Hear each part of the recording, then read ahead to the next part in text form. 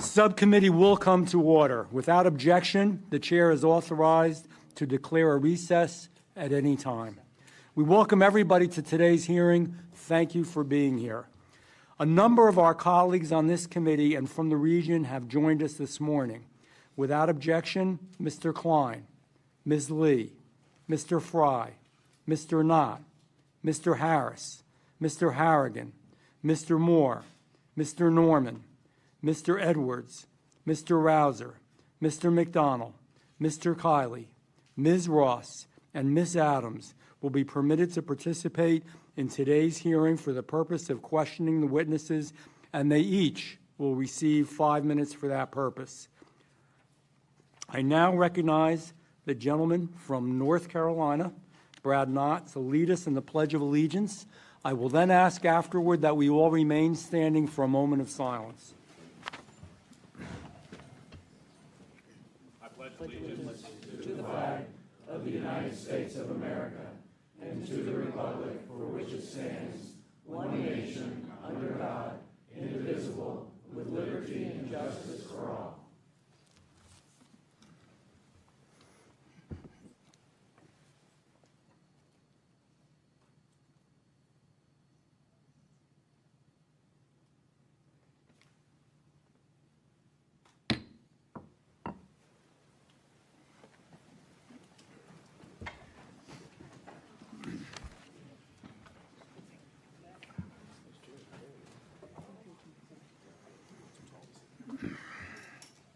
Good morning again. I want to welcome everyone once again to today's hearing.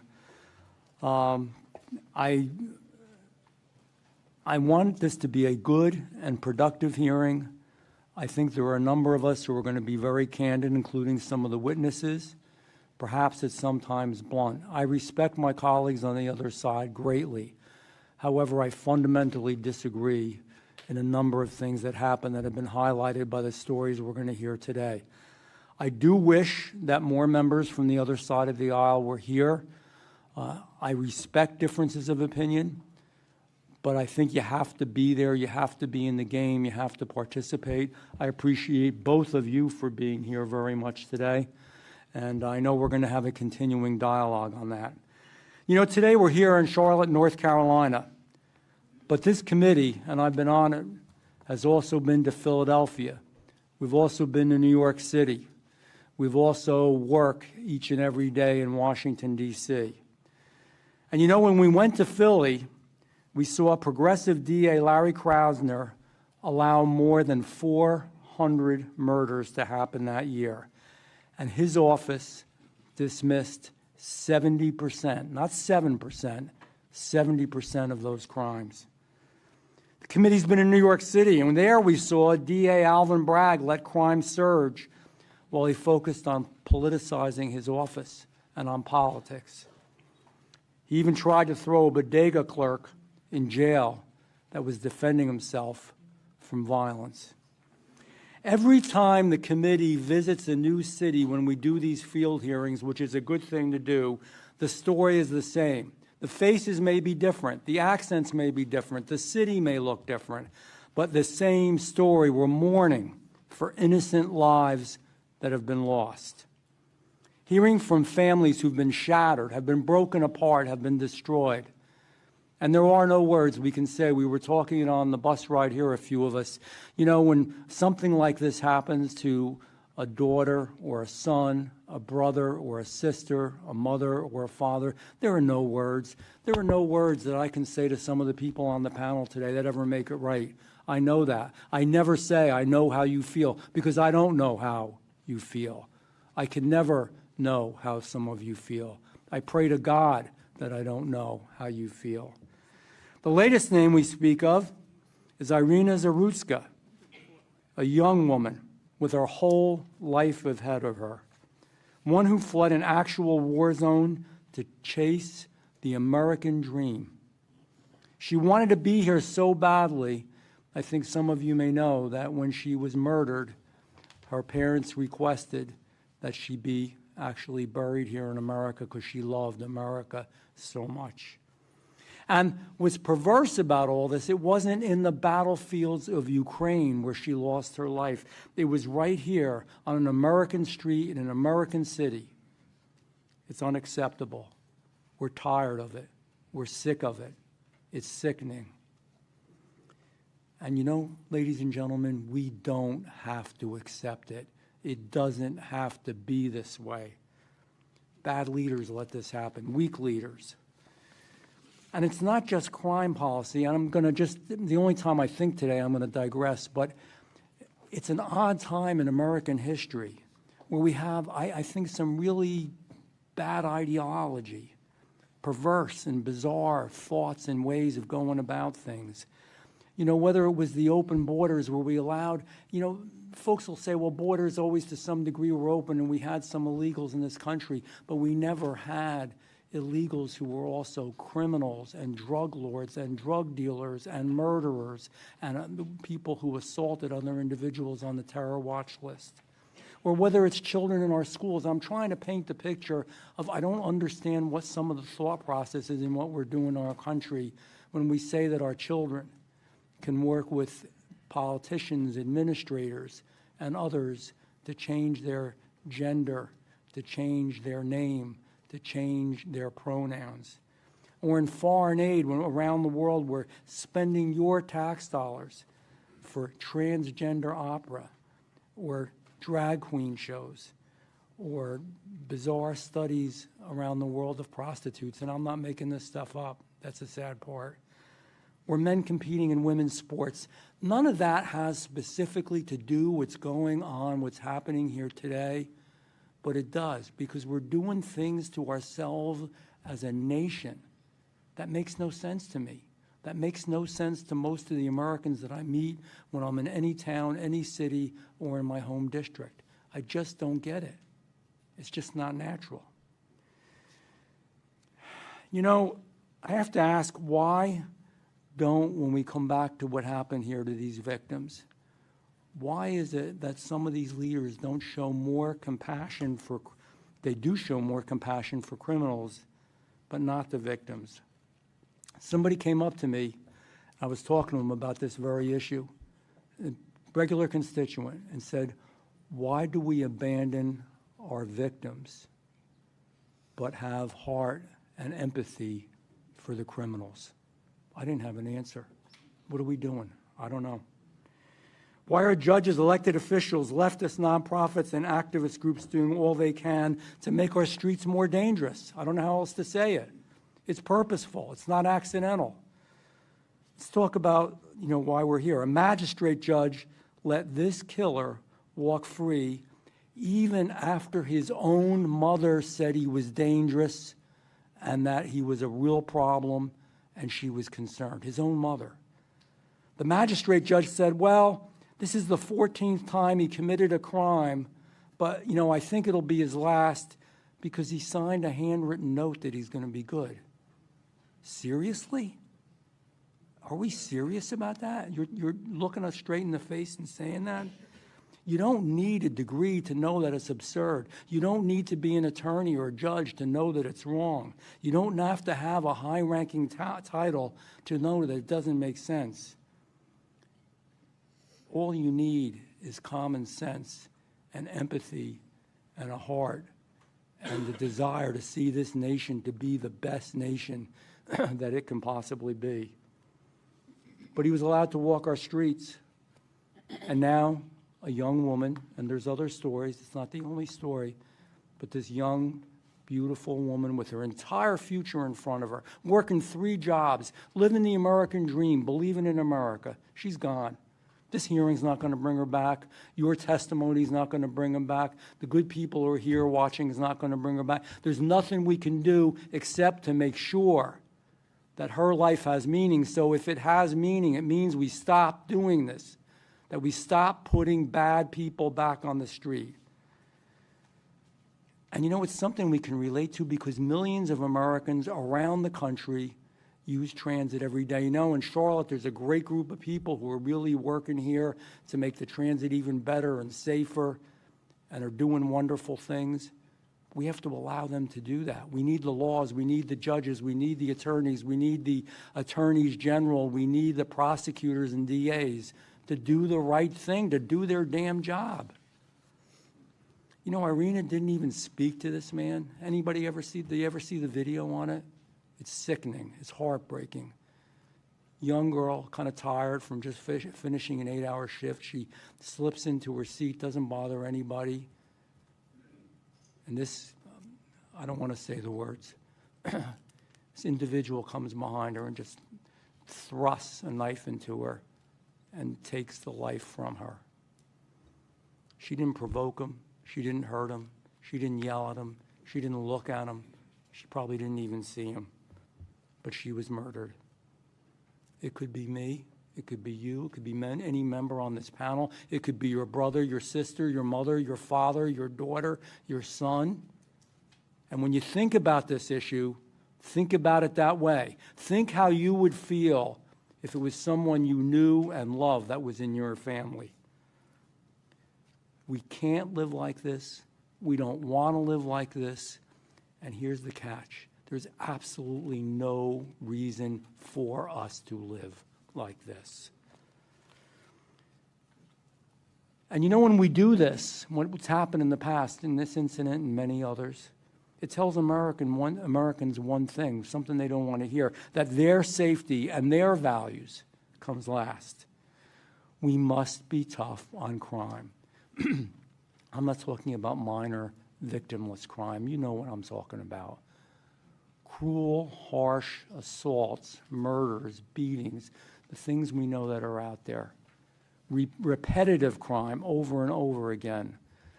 You know, my friends and my colleagues on the other side of the aisle like to talk about gun laws, you know, on legal people who legally own guns. I'm not going to talk about that today. But this individual had a problem with illegal guns. And we all can agree on that we should crack down on those who steal guns or use them illegally or who are criminals. Violent criminals should be behind bars. We've got to keep them there. We've got to stop the cashless bail. And we must put good, law-abiding Americans first. And you know what? I'm going to address something else, because sometimes when you say these things, and again, what I got up here and what I got here comes out of my mouth.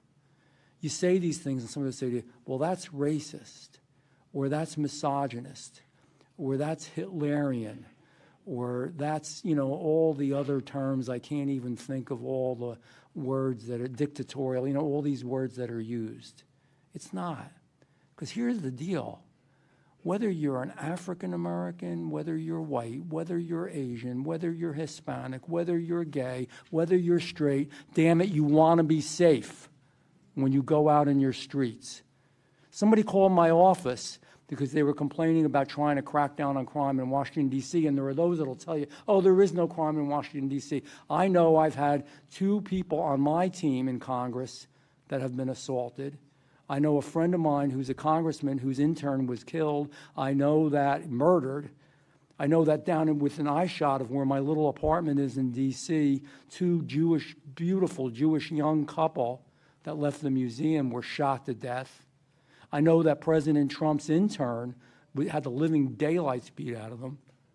Don't tell me there's any crime in Washington. So I've been supportive. Yeah, you should be able to walk the nation's capital day or night and be safe. This is America. You should be able to do that. So somebody, we you know, have people call the office. We all do, all the time. And you're talking about, you know, the assault in my office. And they said, well, that person from your office shouldn't have been out at night. Well, number one, it wasn't evening. It was during the day. Number two, yeah, you can. It's America. And if you want to walk around the nation's capital in the evening, you damn well should be able to. It's got to change. We must return to common sense.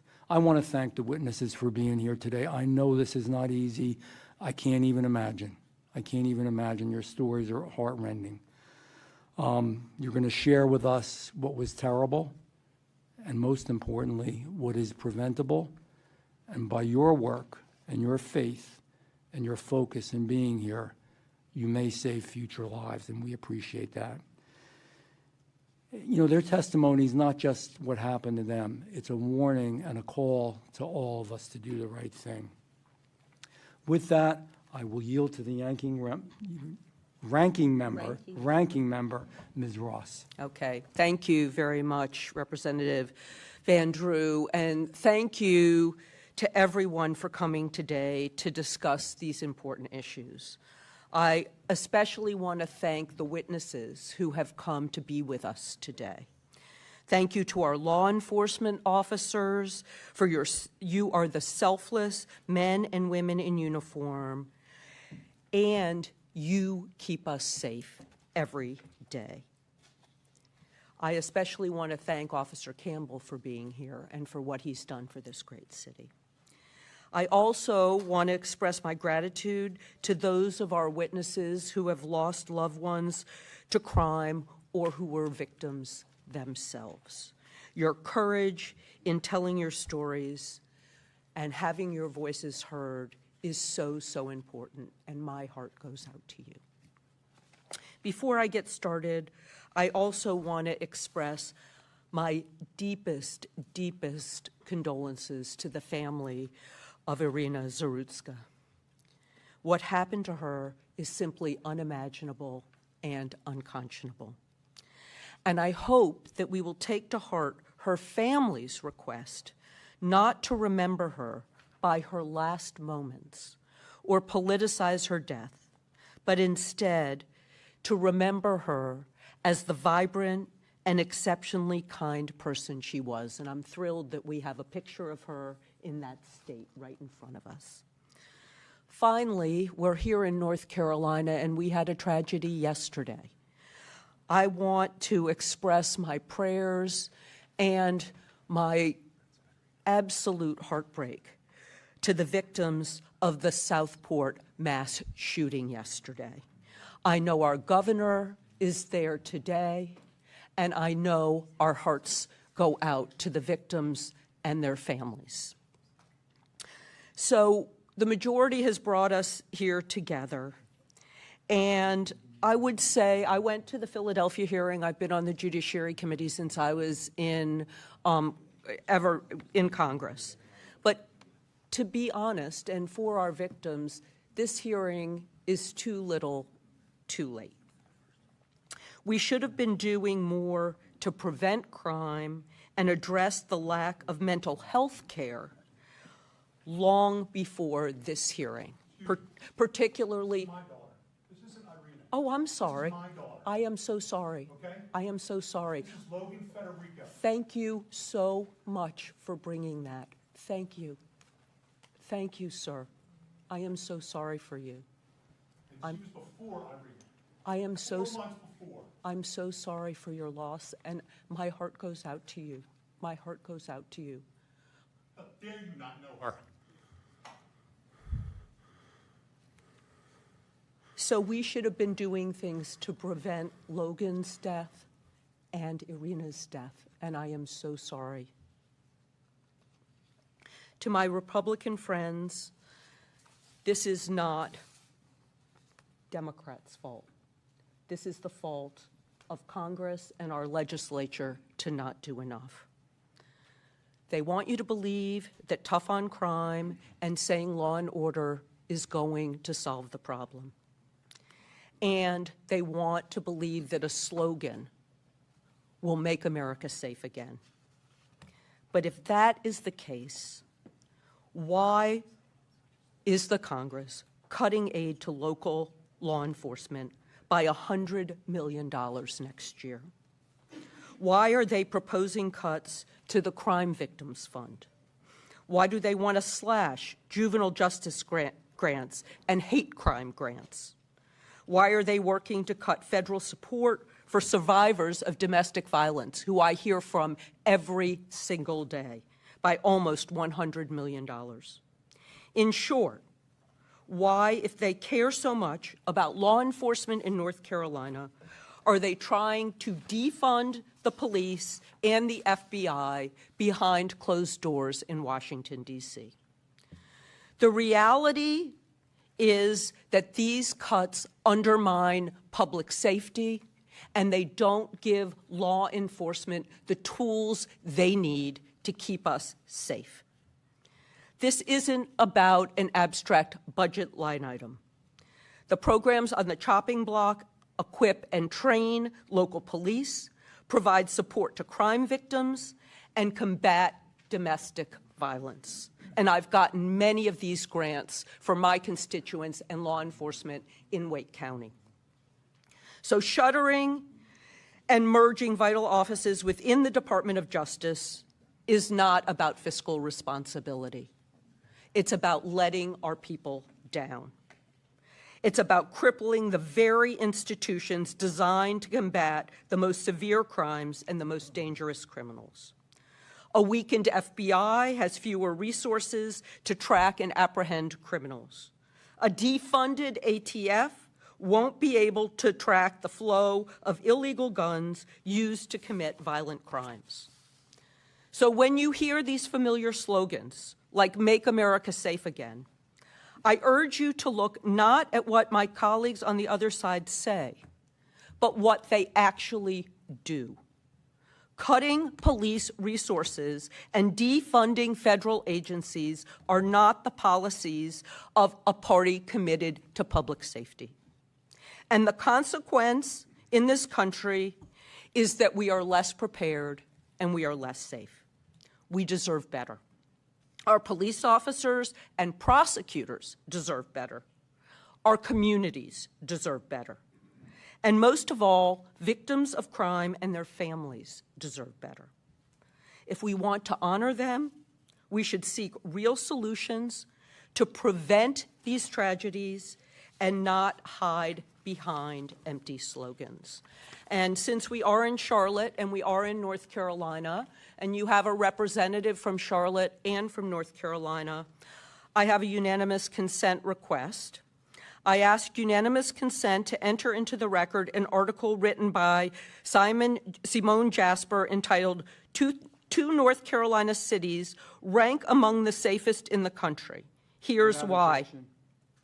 It notes that Charlotte is the 9th safest city in the country, and Raleigh is the 10th safest city in the country. And while I'm honored to have the Judiciary Committee here, I think that North Carolina, while we can always do better, has done better than many of the cities that we have failed to visit. Thank you, and I yield back. Thank you, Ranking Member. I now recognize today's witnesses. And we will start with Ms. Alderman, and we will go right down the... Thank you all again for being here. Ms. Alderman.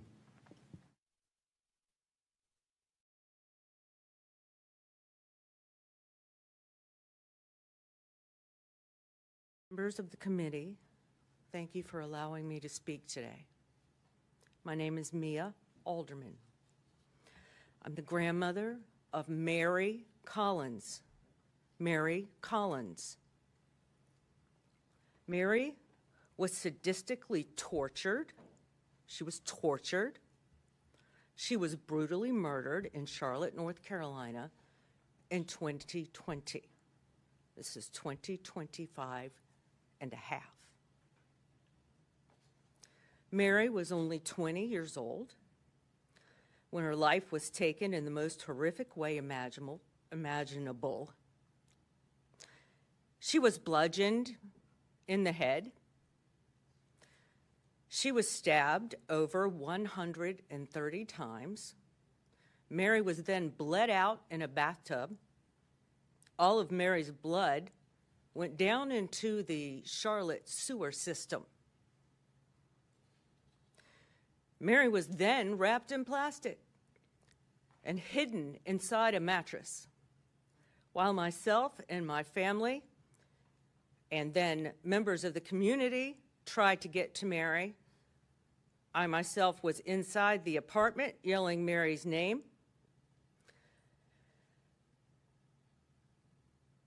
To no avail. I'm sorry. This is very difficult. I have it written out, but then as I sat here, I sort of decided that I needed to go a little further. Our family's now endured more than 5 years of waiting, and still her case has not gone to trial. 5 years is not justice. 5 years is torment. Every day of delay deepens the wound for our family and makes a mockery of accountability. What makes this even more unbearable is how the justice system has handled those accused of Mary's murder. Thank you. 2 of them were released on bond, as if their crimes were minor, as if they stole a candy bar or, maybe broke in a car or something. One in particular, her name is America Ray Deal. She remains free on bond today, despite repeated violations of her curfew and ankle monitor conditions. She has faced little to no consequence. We know she has broken curfew, left her home, pushed the boundaries of the very system meant to contain her. She basically thumps her nose at it, which you can see for yourself on the photos that she posted on social media. They've now been taken down, but we have copies. Nothing's been done. How can someone accused of such cruelty walk free while we, Mary's family, serve a life sentence of grief? The failures did not begin in the courtroom. They began when Mary was killed. For days, family, friends, and the community pleaded for help. Pleaded. I was pleading as Mary's, I don't know the right word. Mary had a disability, and an invisible disability. If you're familiar with invisible disabilities, that means that you can't really, look at her and tell. Caregiver would be the right word. The police department and the detective would not comprehend what I was saying about Mary and how these people had her and they were hurting her, and I needed to get to her. It was long and it was torturous to even get him to go through that apartment door where she lay wrapped in plastic and concealed inside a mattress. It was 8 days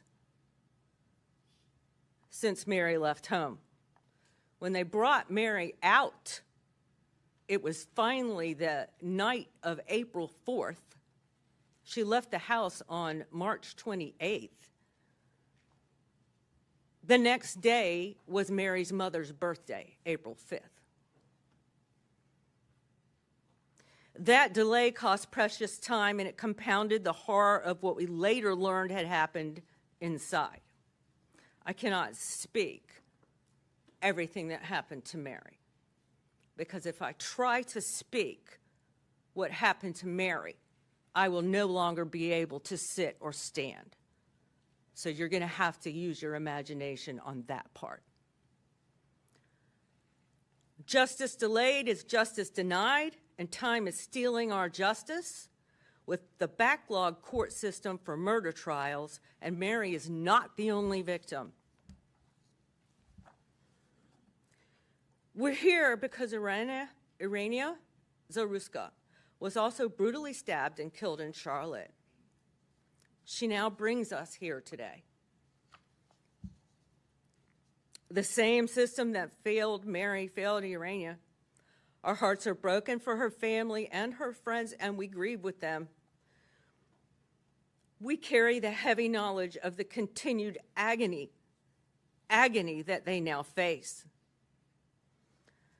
This is not just about 2 young women. It's about the justice system in Mecklenburg County, North Carolina, that is failing the very people it's sworn to protect. We need accountability. We need reform. We need to ensure that those accused of heinous crimes are swiftly prosecuted, that they're not allowed to be released on bond and just live their life. They get to go home and sleep in their own bed and party and have Christmas. And I wondered when they released America, did her mom Did her mom get to smell her hair? Did she, did she wrap her in a warm blanket at night? Because I think about that sometimes. Mary being in the ground dead.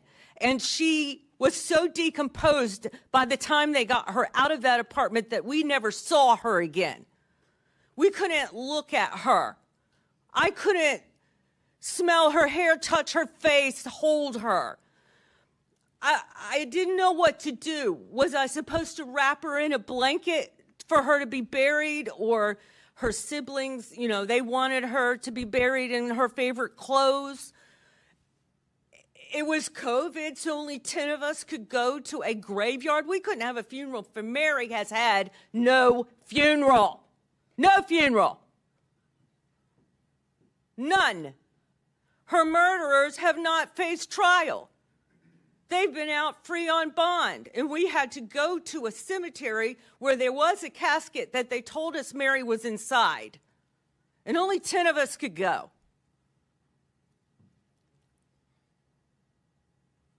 They shouldn't be allowed to be released on bond conditions where they violate the conditions of their release again and again without consequence, which is what America Deal has done. The other one that was released on bond, James Salerno, has since been taken back to the Mecklenburg County Jail. Apparently, he was maybe too much for his mother to handle. I really don't know. But he's back in the jail now. But he was free for 2 years. And America has only spent a year in jail. So she's been free for 4.5 years. And she continues to violate.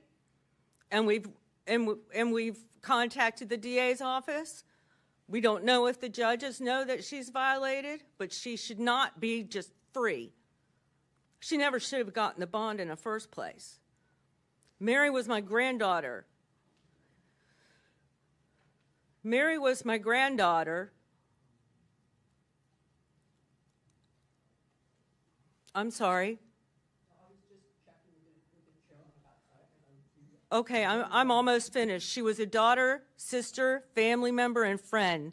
She was vulnerable. She was also full of life and trust, especially trust. That was betrayed, and her murderers exploited her trust. Our family has lived in anguish for more than half a decade. While those responsible have still not faced a jury, I sit before you today for Mary and for every family who has lost someone to violence and then has been failed again and again by the system that should deliver justice. I ask you to see Mary not as another case number, but as a voice calling out for change. Thank you for hearing me and for recognizing the urgency of justice that has been denied for too long. Thank you, Ms. Alderman, and your testimony, I don't even have the words, was riveting. We went over, and in order that everybody can hear everybody, we have a lot of witnesses and we have a lot of members today, so we have a 5-minute rule, and I am going to stick with that for now on, and that's not because of a lack of concern or that we don't feel for what you're trying to say. You can't do it in 5 minutes. I get it. I understand. But just so that you can we can get the whole hearing done. And we're only here till, I think it's 12:30. 12:30, they're going to kick us out. So for that reason, it's not me being mean-spirited, okay? Thank you. Next, Mr. Federico. First, I want to make sure you all knew my daughter was. My daughter was Logan Federico, okay? Sir. Yes. Logan Federico. She was 22, visiting friends at the University of South Carolina. How many of y'all have kids? I'm just curious. Here's what I need you to do. When I tell you this story, think about your kids. Think about your child coming home from a night out with their friends, laying down, going to sleep, feeling somebody come in the room and wake them, and drag her out of bed, naked, forced on her knees, with her hands over her head, begging for her life, begging for her hero, her father, me, that couldn't be there. She was 5'3". She weighed 115 pounds. Bang! Dead. Gone. Why? Because Alexander Devontae Dickey, who was arrested 39 goddamn times, 25 felonies, was on the street. How about that? How good are we doing for our family? How good are you doing for your kids? He should have been in jail for over 140 years for all the crimes he committed. You know how much time he spent in prison? A little over 600 days in 10 years. He's only 30 years old. He was committing 2.65 crimes a year since he was 15 years old, but nobody could figure out that he couldn't be rehabilitated. Well, you'd have to put him in prison to see if he could be rehabilitated. Isn't that the idea of prison? But no, my daughter wanted to be a teacher. She finally figured it out 2 weeks before she was executed. And I haven't heard a damn word from Byron Gibson in South Carolina. Not one word. 4 months, no communication. His biggest concern was that he was pissed off about my interview and how I made him look on the Fox News channel with Trey Gowdy. How pathetic is that? That we're letting our 22-year-old kid visiting friends. It's all she ever wanted to do was visit friends. And she literally was executed while on her knees begging for her life. Her name's Logan Federico, not Irina. And you will not forget her. I promise you. You will be sick and tired of my face and my voice until this gets fixed. I will fight until my last breath for my daughter. You need to fight for the rest of our children, the rest of the innocents, and stop protecting the people that keep taking them from us. Please. You have the power. We put you in the power to do what you have to do. We're asking you, we're begging you all to stop this. 39 crimes in 10 years, 25 felonies. Can anybody here explain to me, well, how possibly he could be on the street? Possibly be on the street. How is it possible? I could sit down in a room and I could explain the whole process of how it failed, how South Carolina failed, Logan, okay? How lack of communication. What y'all did, you woke up a beast and you pissed off the wrong daddy. Because I'm going to put it out there, and I'm not going to be quiet until somebody helps. Logan deserves to be heard. Everyone on this panel deserves to be heard. And we will. Trust me. My daughter laid on the floor for 7 hours before somebody in that house recognized that something was wrong. And that career criminal, an hour later, went on a spending spree with her debit card. When they saw his face on a video, they didn't have to do a check. He was arrested so many times they knew who he was. They knew exactly where to go get him. Pathetic. Absolutely pathetic that I'm here today. Thank you for your time.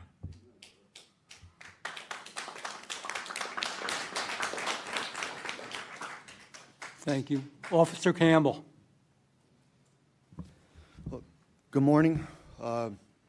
First, I want to say for the record that I'm not here to represent the Charlotte-Mecklenburg Police Department. I'm here to represent myself, and so you can get a clear view of what a violent criminal does when he's back on the streets.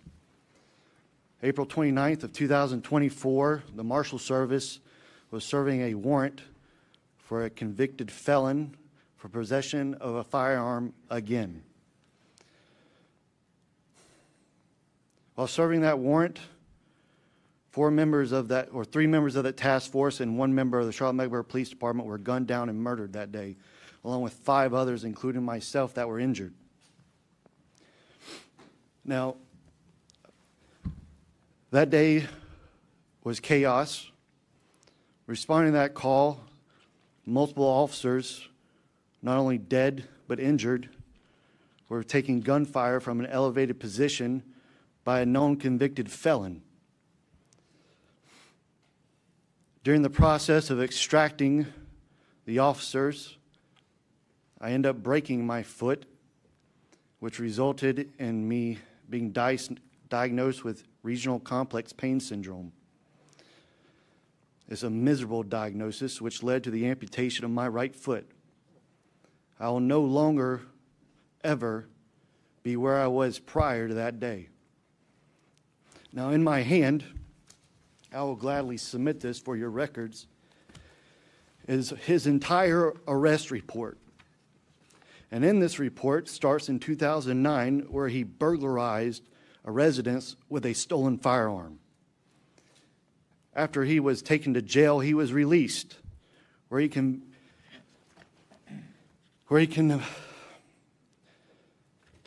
committed multiple other offenses prior to him going to prison. He was released from prison and again continuously committed violent crimes with firearms. Now I ask you, why is it that we take people who commit these heinous crimes and we do not hold them accountable for their actions? We sit there and we try to give it a reason as a mental health issue or some other type of issues that realistically doesn't take blame. Now, the judicial system here in Mecklenburg County, I can speak firsthand, is trash. And I'll say it again over and over again. And I'll take the repercussions, what comes next after me saying that. But the magistrate system here has no idea what they are doing. This cashless bail system is a joke. I believe in my heart that if you commit a crime against another person violently, that you should not have a bond. That you should sit in jail until your time comes. Now, there's a lot more that I could say angrily, but I'm trying to swallow my emotions because I've seen multiple committees such as this one, and words are exchanged, but action never comes to it. So I'm going to ask you guys, all of you, to at some point look at us and look at the future victims, because there will be more. And say, at what point do we hold them accountable for their actions and stop playing this political circus game? And I will yield back the rest of my time. Give it to someone else. I'm going to thank you very much. I'm going to take a second just to say I really do believe, and I do, I wouldn't be here, that we do want to do something. This makes me sick to my stomach. I'm angry about it, and I haven't lost a loved one, so I can't imagine.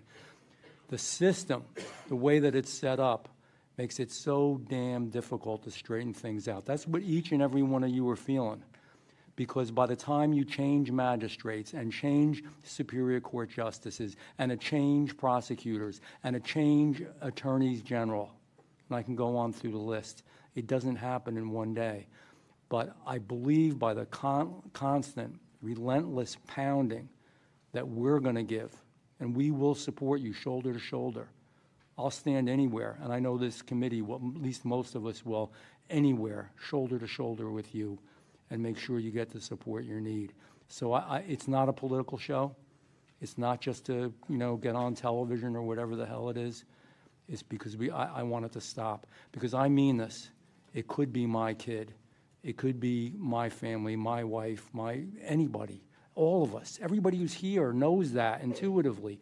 It could be any of us. So it's not only you. You are not alone. We're sick and tired and disgusted, and we're going to keep pushing on this and keep speaking out. Political correctness is bull. It's time to do the right thing. Thank you. Mr. Woody. Good morning, Chairman Van Drew, members of the committee. Thank you for holding this critical hearing in Charlotte. I'm Michael Woody. I'm North Carolina Chairman of the National Association for Bail Agents. I come before you today not only as an expert on secure bail, but as a lifelong North Carolina resident, a father, a grandfather, a former law enforcement professional who has witnessed firsthand how the no-cash bail policies have devastated our communities and our families. It's a shame that we had to wait until August 22nd, 2025, just 5 short weeks ago, that Irina Zarutska, the 23-year-old Ukrainian refugee who survived the war zone and fled to safety in America, was brutally murdered on the Lynx light rail system in Charlotte. Her killer was DeCarlos Brown. He was a repeat offender with 14 prior arrests and released unsecured bail, cashless bail, on his own recognizance earlier this year at that.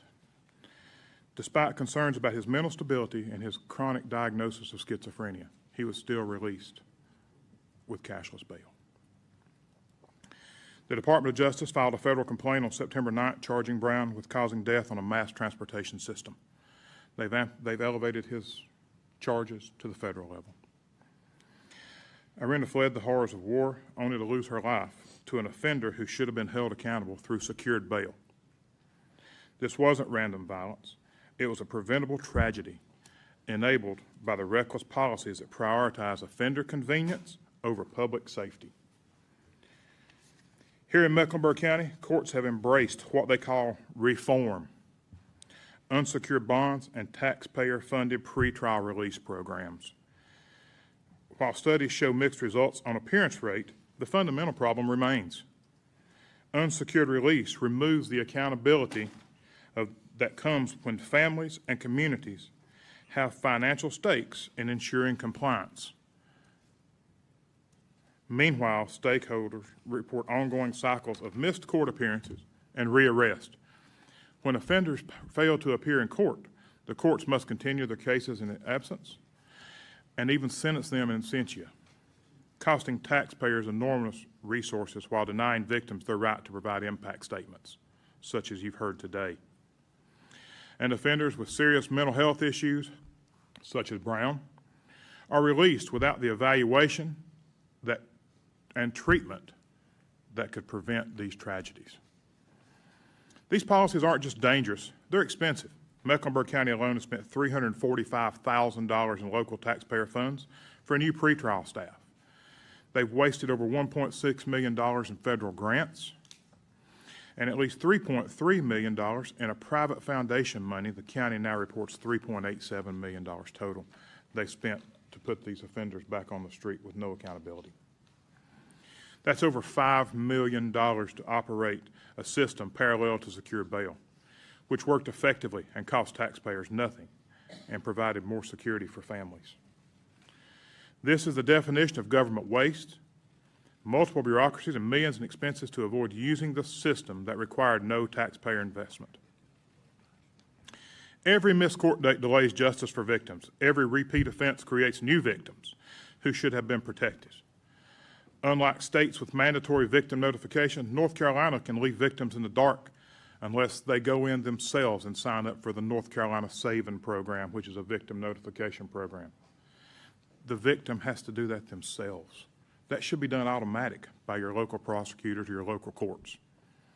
Contrast this with secure bail, where family and community co-signers create layers of accountability and communication. When someone has financial skin in the game, they ensure compliance. When release is free, accountability and safety disappear. The evidence is clear. Secure bail enlists families in ensuring court appearances while protecting communities and families, all without any taxpayer cost. Members of the committee, North Carolina's experience proves that compassionate policies that ignore accountability are neither compassionate nor effective. You've heard that from 3 prior witnesses today.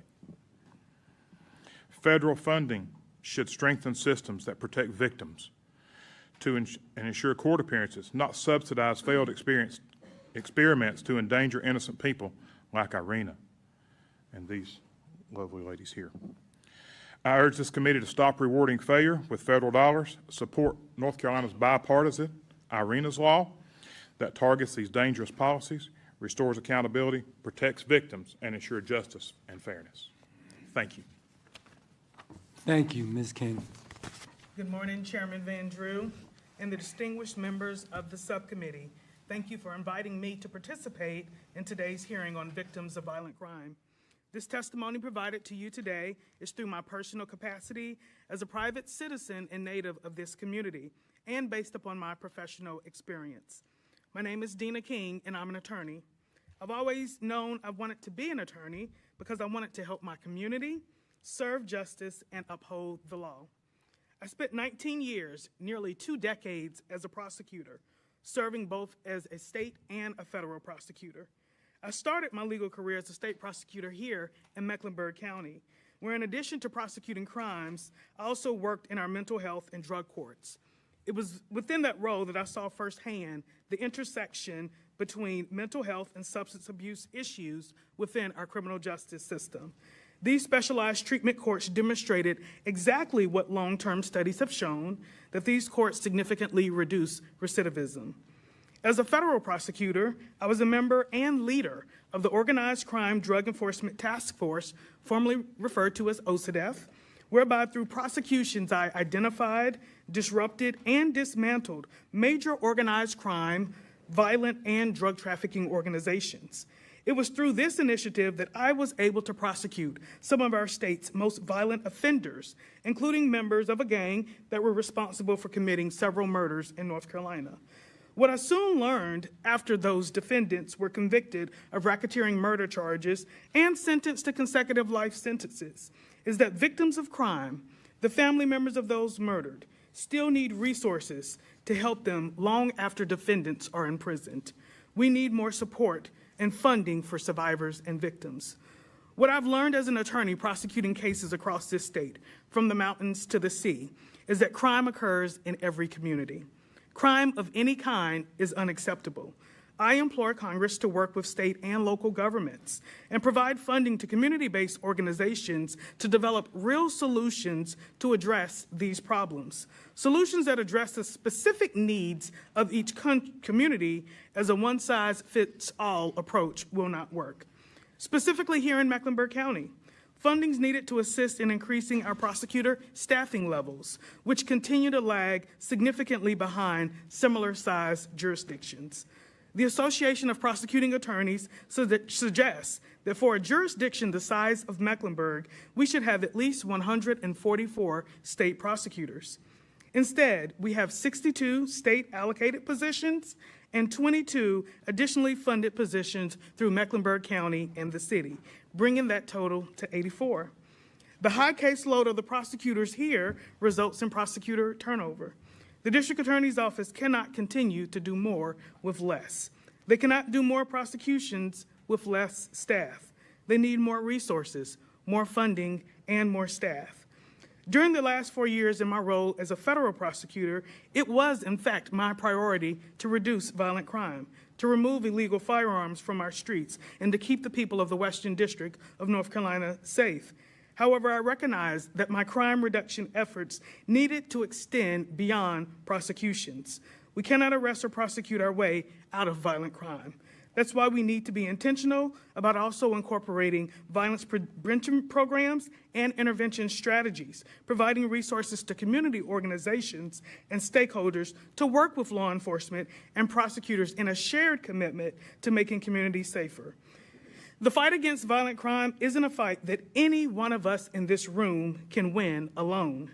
We must join forces, elected officials, law enforcement, prosecutors, community organizations, advocates, mental health, and substance abuse professionals to support each other's work.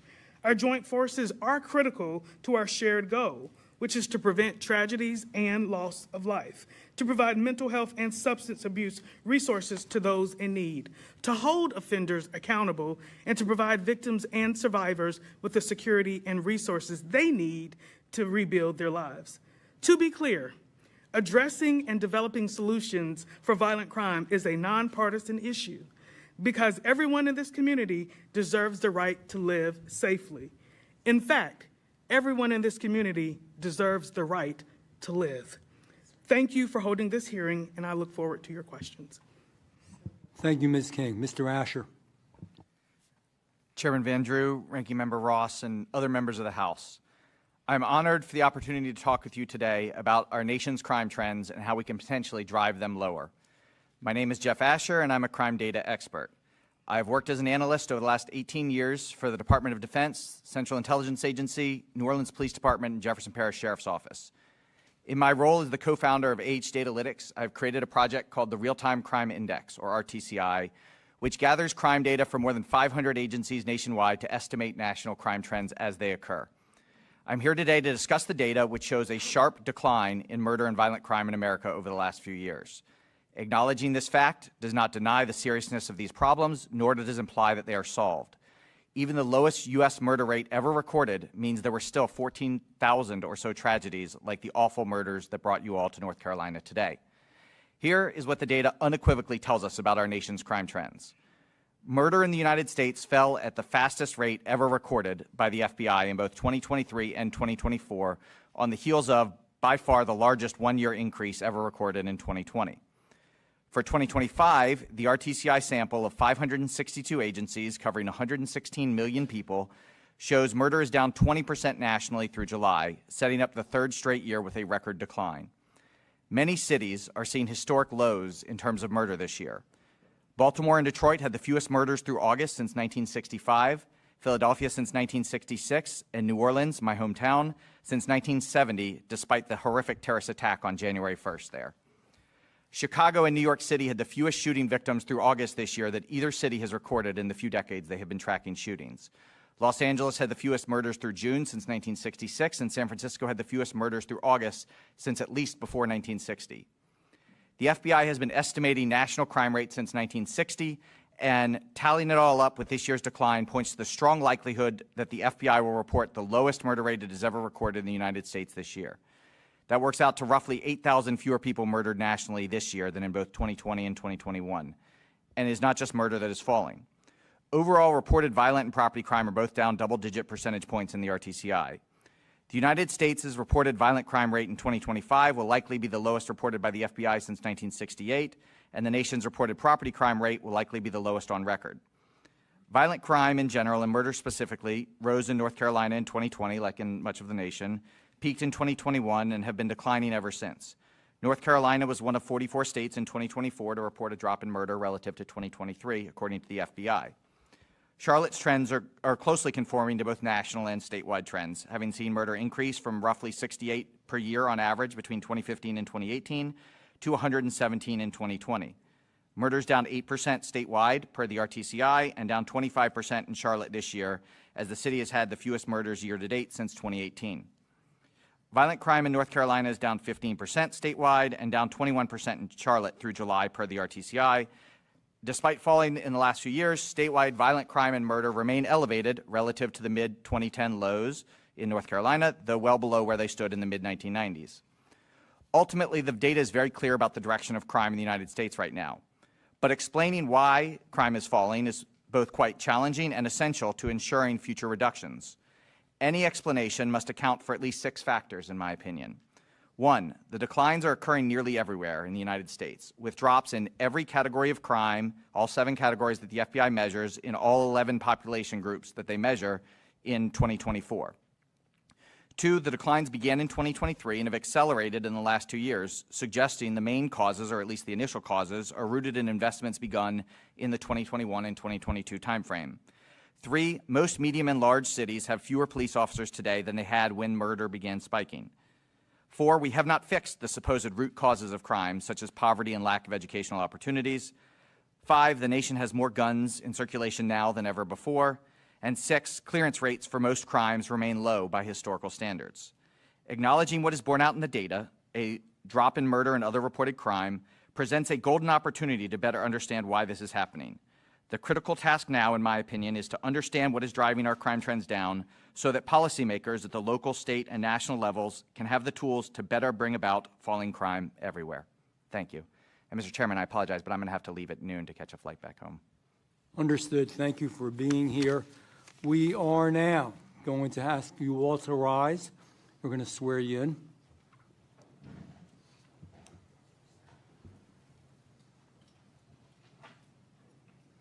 You're good. You're good. You rose to the occasion already. Do you swear or affirm under penalty of perjury the testimony you have just given and are about to give is true and correct to the best of your knowledge, information, and belief, so help you God? Okay. Let the record reflect that the witnesses have answered, you may sit down, have answered in the affirmative. Please know that your written testimony will be entered into the record in its entirety. So if you weren't able to say everything you wanted to today, you'll have additional opportunity. Accordingly, we ask that if you do have written testimony, obviously to please submit it. With that, we are going to begin the questions from the members of Congress, and I will start with Ms. Klein. Is that good for you? I'm sorry, Mr. Klein. Mr. Klein, and you will be second, Ms. And I'll Ross. yeah. Okay? Mr. Klein, we're going to start with you. Is All that right. okay? That's great. Thank you, Mr. Chairman. I appreciate you holding this hearing. I want to thank our witnesses for being here. This is very difficult, and you are helping us to craft policies that will hopefully help victims, because ultimately that's what we have to keep in the forefront of our minds, are the victims. We can get lost in the numbers a lot of times, but what we have to do is remember that each crime has a victim, and each victim has to be remembered, and have us to stand up for them. To the city of Charlotte, you have a problem. You have a problem here. You have a criminal justice system that is broken. And I'm not just picking on Charlotte, because we've been in Philadelphia in a field hearing. We've been in New York City. Any other large city across this country is going to have a similar problem. I'm from the Commonwealth of Virginia, just to the north. And you could go to Richmond. You could go to Norfolk. You could go to Fairfax. You're going to see similar problems. And they all have a broken justice system. You have to have three parts of your system working together in order for there to be accountability. You have to have law enforcement who do fantastic jobs arresting and charging. You have to have prosecutors who do amazing jobs.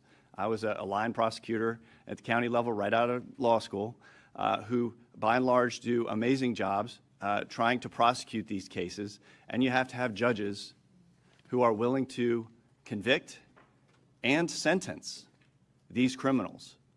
And without all three working together aggressively, you are going to have a broken criminal justice system. So serving as a local prosecutor, like many on this committee right now, we've gone in for bonds hearings in the morning and had these criminals come in. You look at three factors. You look at their criminal history. You look at whether they're going to be a danger to the community if they are given a bond. And you look at whether they're going to abscond and flee.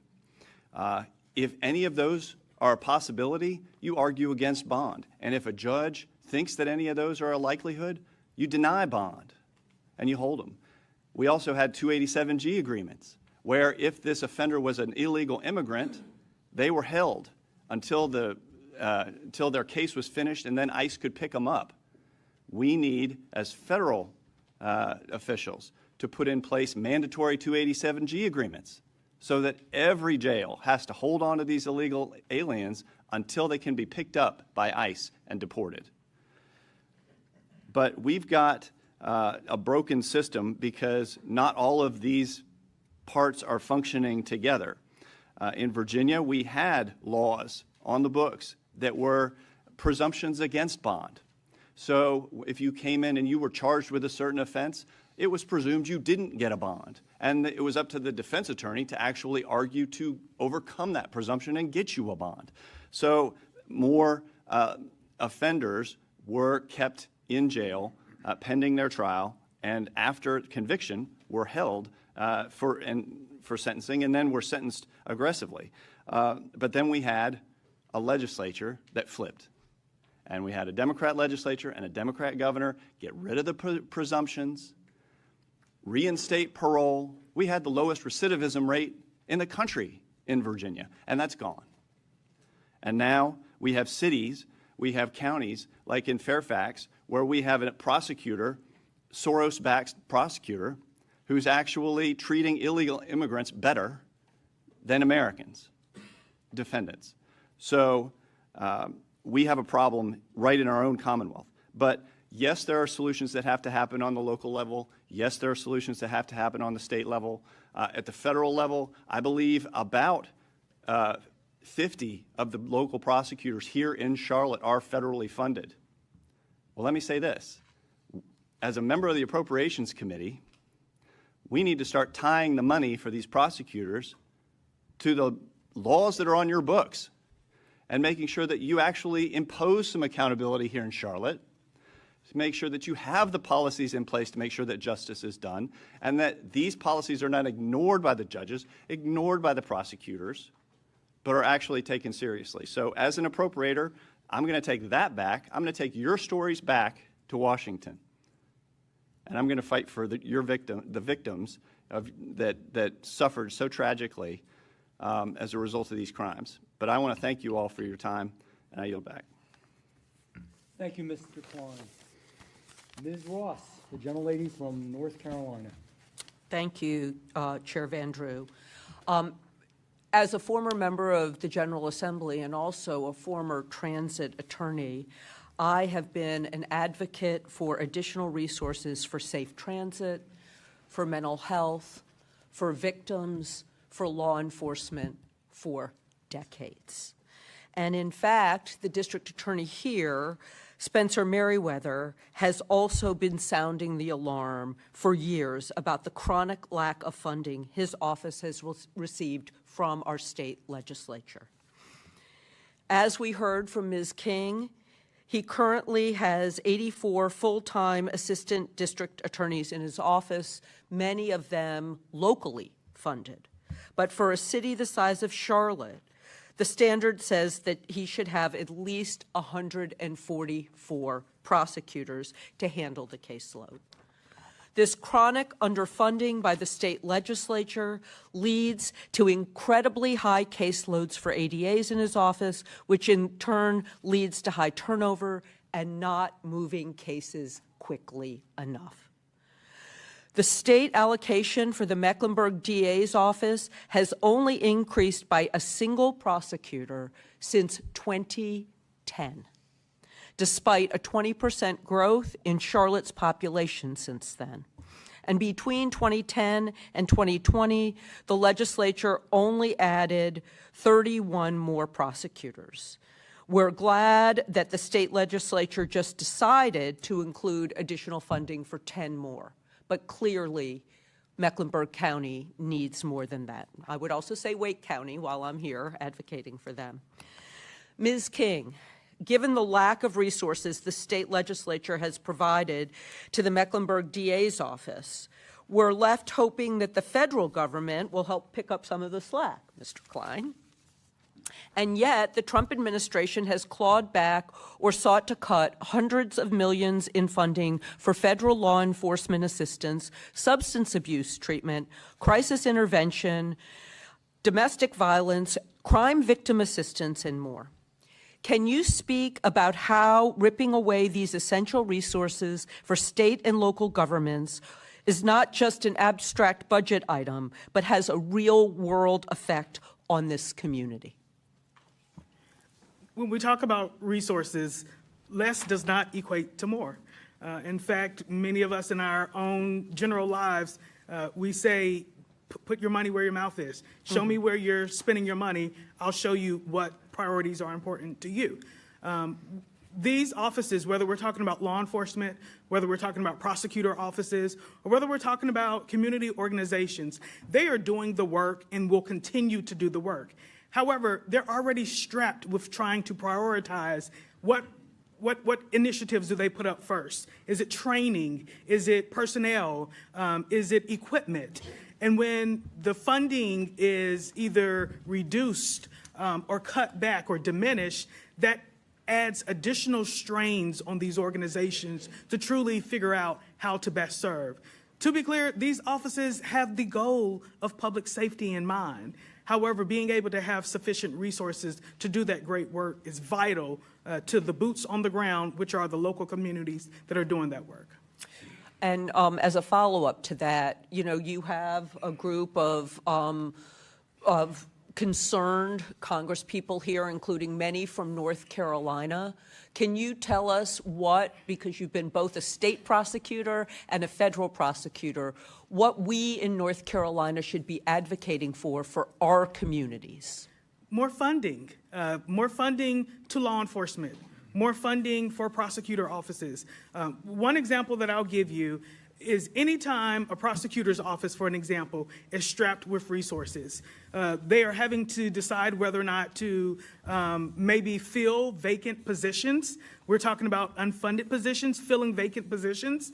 If those vacant positions remain vacant, that's more work that has to then be shared amongst the prosecutors that are in the office. That leads to prosecutor turnover. It leads to prosecutor burnout. And so what I would ask members of Congress to do is to really look at providing more resources, more funding in particular to our law enforcement agencies, to our prosecutor offices, and also to our community organizations that provide supplemental support for those.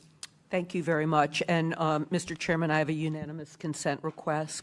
I ask for unanimous consent to enter into the record an article titled, "As Mecklenburg Weighs Budget Priorities, Court Leaders Barely Getting By Ask for Help," dated February 18th, 2025. Without objection. Thank you. I yield back. Thank you. I'm going to claim my time. Just have a few thoughts here, so bear with me. Some words were mentioned about the Crime Victims Fund and cuts and so forth. Let me just point out that this fund was down actually during the Biden administration because they failed to collect so many fines against criminals. Good to know. Some grant money was pulled from certain NGOs, not profits. And I'm going to tell you why. Because they were spending money. You know, it's important to realize here, money matters. Ms. King, you're right, money matters. But if you're spending the money on the wrong stuff over and over again and continuing bad policies over and over again, the money doesn't matter. In fact, maybe the money hurts because you're pushing these philosophies and these standards and what's happening in our country down everybody's throat, and you got the money to do it. So that's not always a good thing. More money to really enforce the law? Absolutely. And I know Mr. Klein well, and I know that he will fight for that. But we have to do the right thing. So some of these were funding to groups and NGOs that were pushing the exact opposite what the majority of you want and the vast majority of Americans want. Just a few questions here that I had. Mr. Federico, you know, I'm sorry, I don't have the words. I'm not going to pretend to have the words. But a simple answer is what I need here, because I want to make sure that we crystallize this. Should your daughter's murderer have been released so many times? Absolutely not, 100%. Clear as crystal clear, right? Crystal clear. Couldn't be any clearer. Yep, exactly. And if we had more money, she still would have been released if we had the same policies. That's the point. It's not the money. It's bad decisions. Yep. Mr. Campbell, all right, there you are.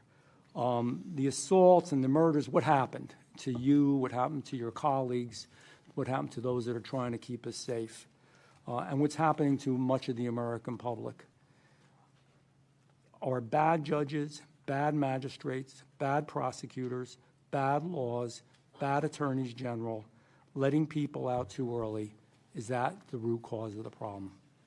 Yes. Thank you, Mr. Campbell. I appreciate it. Mr. Woody, bail.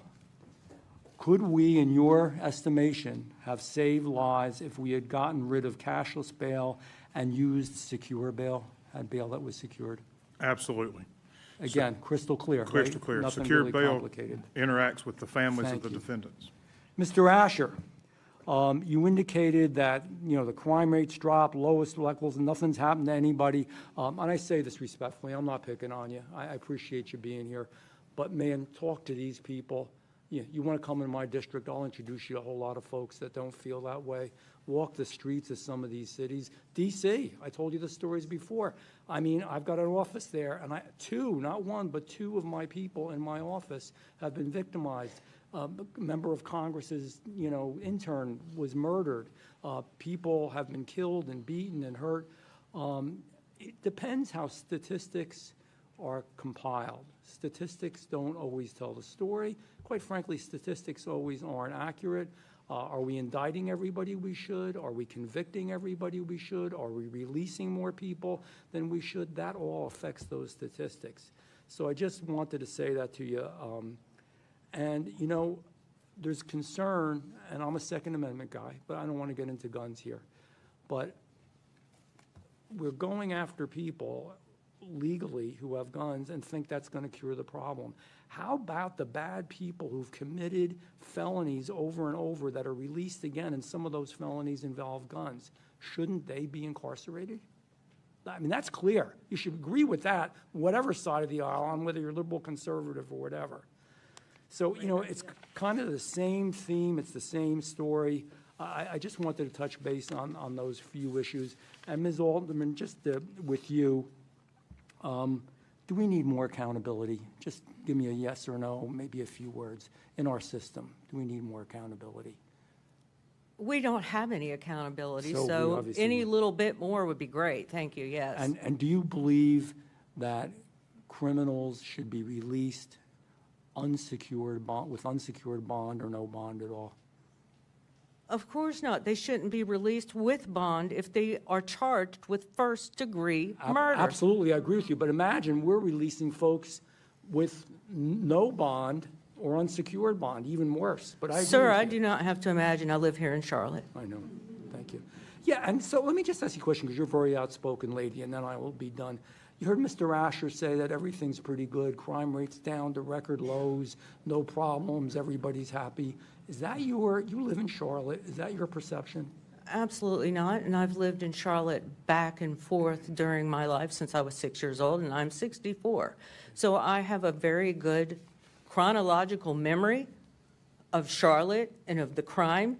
And just since Mary was murdered 5 years ago in 2020, and she was one of those highest statistics in 2020, the crime is just, it's outrageous. And every single morning when you wake up, someone has been murdered, shot and killed, or murdered in some other way.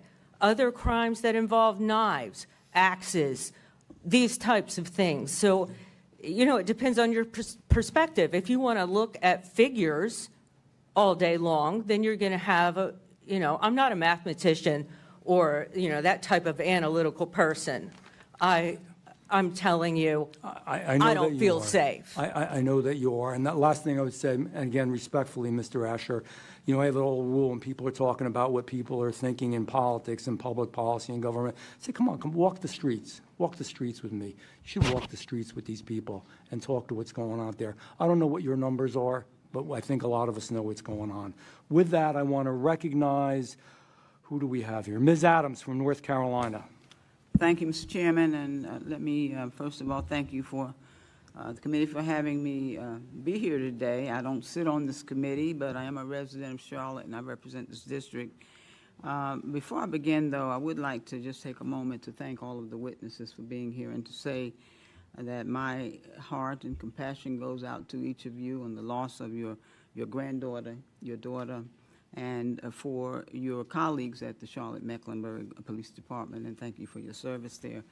I'd also like to extend my condolences to the family and the friends of Irina Zaduska on this tragic murder. It was senseless, and certainly we're continuing to hold all of you in our prayers. No one should feel unsafe in their community or in their home.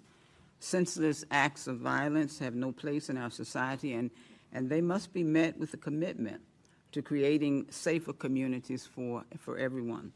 All perpetrators of violent crimes must be held accountable, and they must pay their debt to society to ensure that justice is served and to protect our communities.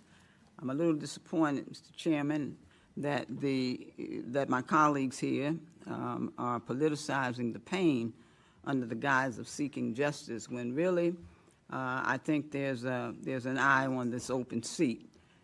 That's the real prize, and I'm going to just be honest. That's how I am. But this is why I think we're here, even though we should be in Washington trying to make sure that government stays open. But the hearing for me is not really about public safety. It's about my colleagues trying to paint Democrats as soft on crime, and we're not, and engaging in political theater, probably to score some headlines.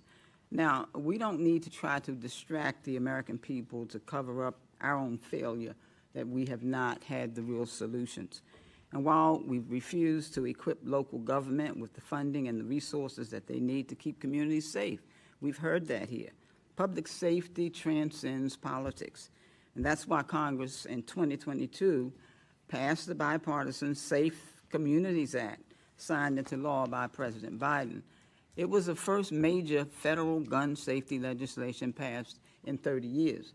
And I'm hoping that we can continue to do some bipartisan things that will really help our communities and the victims that are here and their families to solve some of the problems, because there's still a lot to be done. It was a promising first step.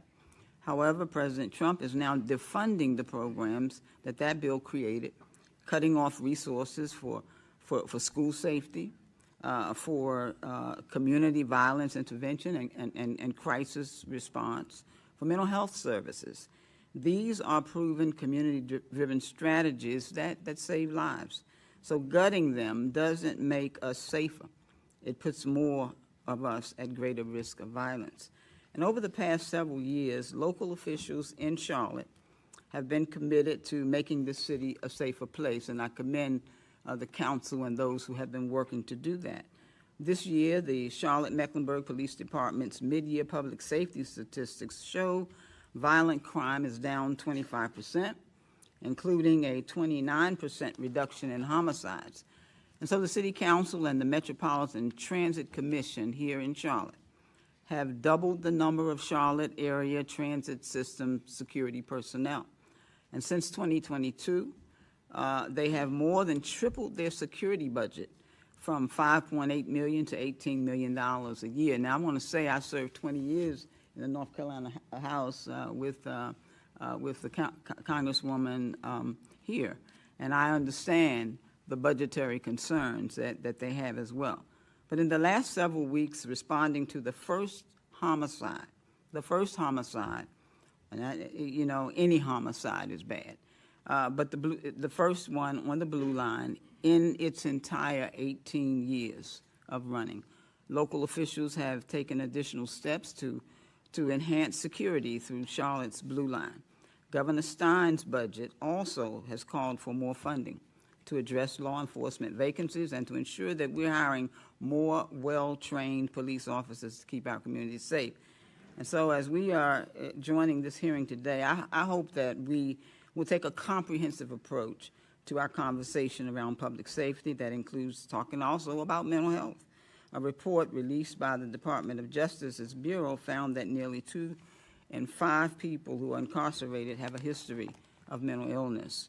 And so 7.5 people will lose Medicaid coverage under this next decade if this big, ugly bill, it's called the Beautiful Bill, it's going to hurt a lot of beautiful people if it stays. Medicaid is the single largest payer for mental health in the U.S., and we've got to make sure that people's health is cared for. Thank you, Mr. Chairman. Let me just say public health is public safety. I appreciate the opportunity to be here, and I yield back. Thank the gentlelady. I will now recognize Mr. Colley of the great state of California. Thank you, Mr. Chair. Thank you to our witnesses for the incredible courage that you've shown in sharing with America the heartbreak and horror that you've endured. Please continue to advocate. Yours are the most powerful voices in trying to prevent other parents and grandparents from experiencing the horror and heartbreak that you have. We will never be able to fully eradicate crime from our communities, but we can reduce those crimes that result from failed politics, from radical ideologies, from insane policies.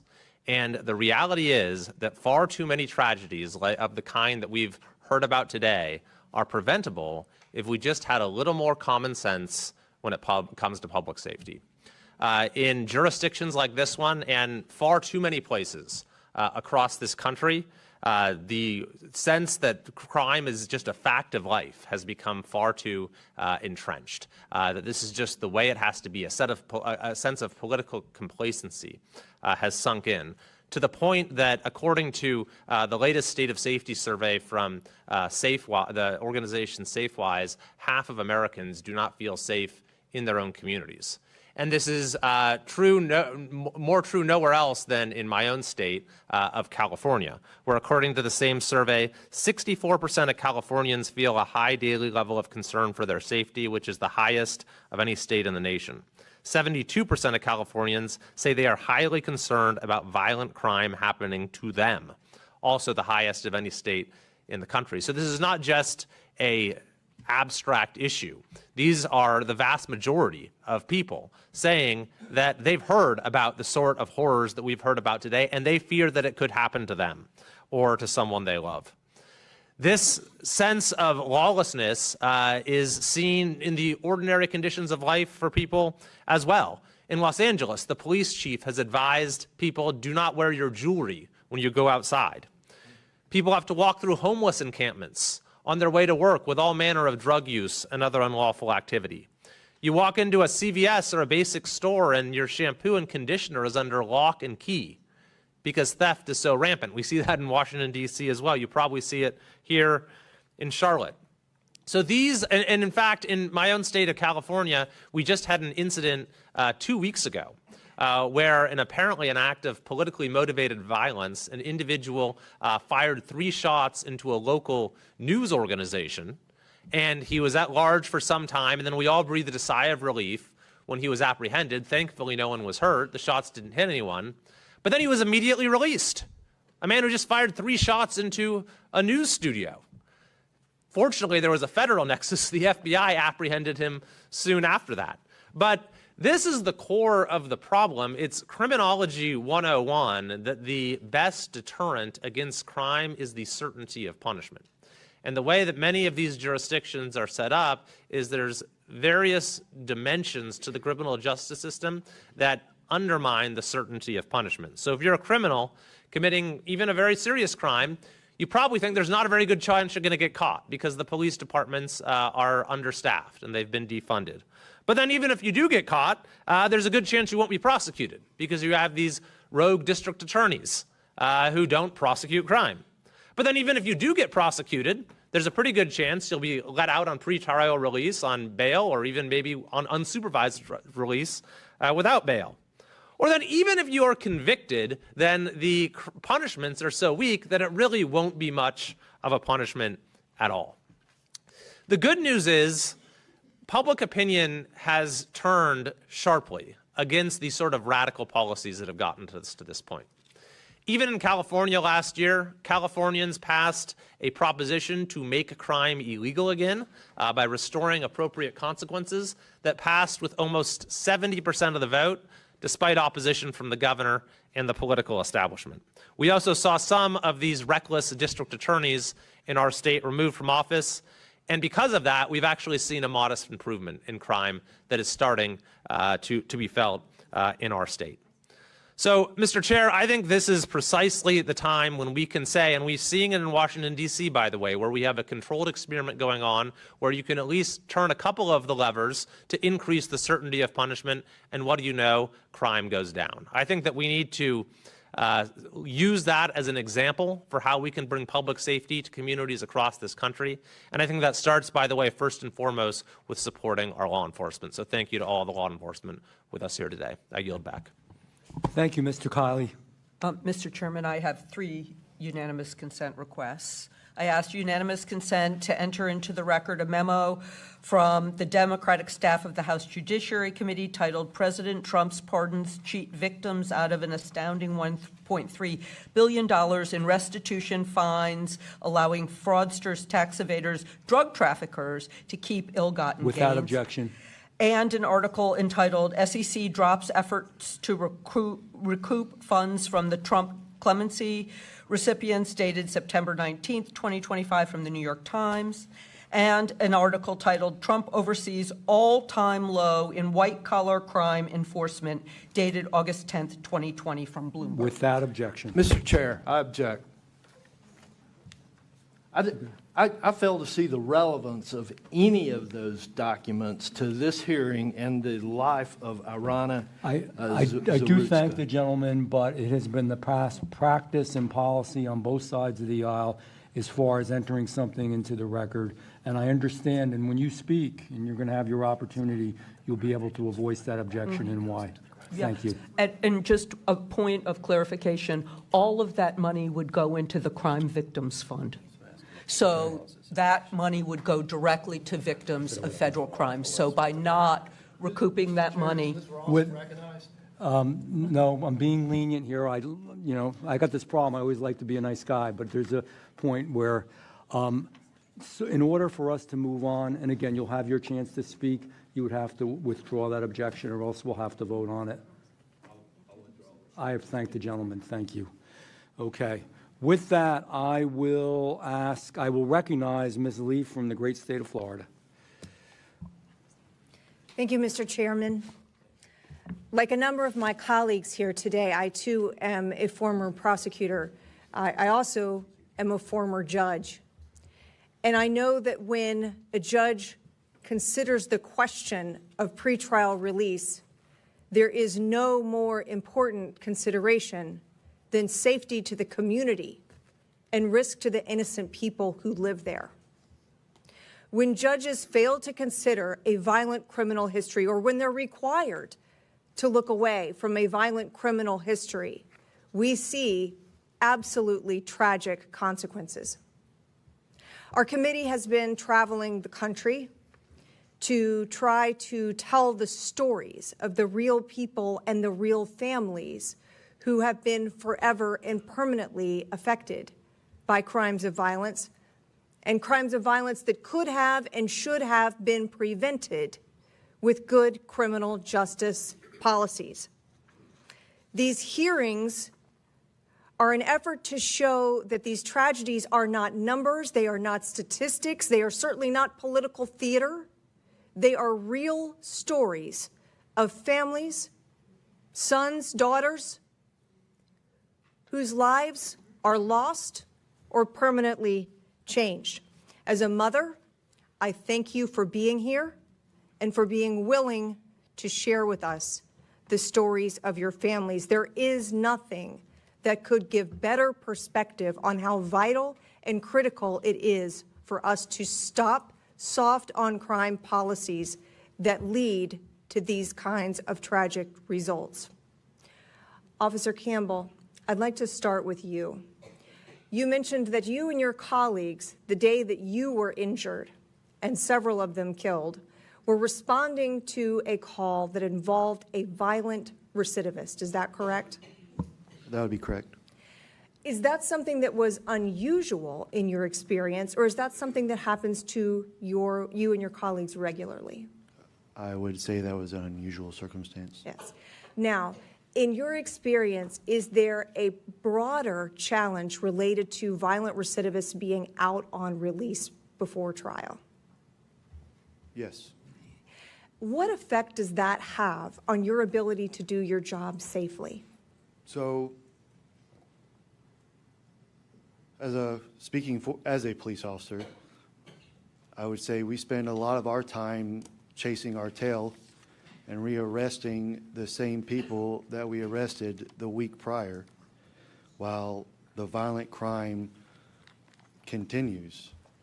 A lot of crime is stopped just by our mere presence, but our presence is pulled because, again, we continue to arrest and deal with the same people day in and day out.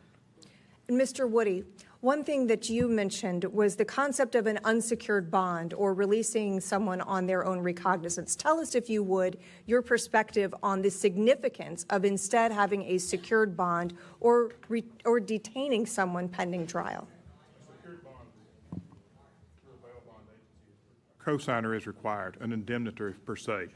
That indemnitor is going to be a family member, a close friend, a relative, or someone that has substantial collateral and something to lose if this defendant reoffends, if this defendant absconds, or if this defendant goes out and just thumbs his nose, per se, as the word was used earlier, to the court. And Ms. Alderman, you mentioned something in your earlier testimony that I think is a really important point for everyone here to understand, and that is that it's been 5 years, and Five and a half.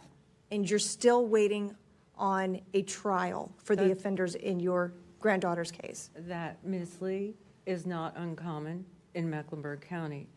We are not the only ones.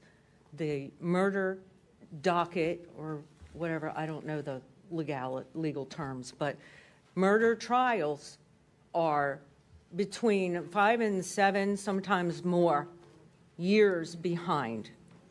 And that is outrageous. And what the district attorney's office will tell the victims, they did tell me, and they have told others that I've spoken to, time is not a friend to your case. Time only hurts your case. When you have a heinous crime, like, for example, because I'm here for Mary, what they did to Mary, they had the evidence, they had the people, they had a witness in Mary herself, because they had wanted to burn Mary's body in that mattress. And something that horrific is just put in line, just, whenever, when they get to it. So they're just finishing up 2019. Mary was murdered in 2020. So that, personally, to me, makes no sense. Every single person who was murdered, there should be a swift prosecution, and they should be prosecuted, and it should be taken care of. In addition to that, in my opinion, something as heinous as what they did to Mary and others in Mecklenburg County should be dealt with more swiftly. Thank you, Ms. Alderman. Mr. Chairman, I yield back.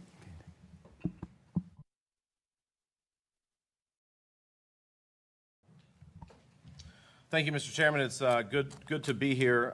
You and I have traveled quite extensively and into multiple jurisdictions to see the results, I think, of soft on crime policies within counties, within cities. And unfortunately, I think Charlotte is no stranger to that, too.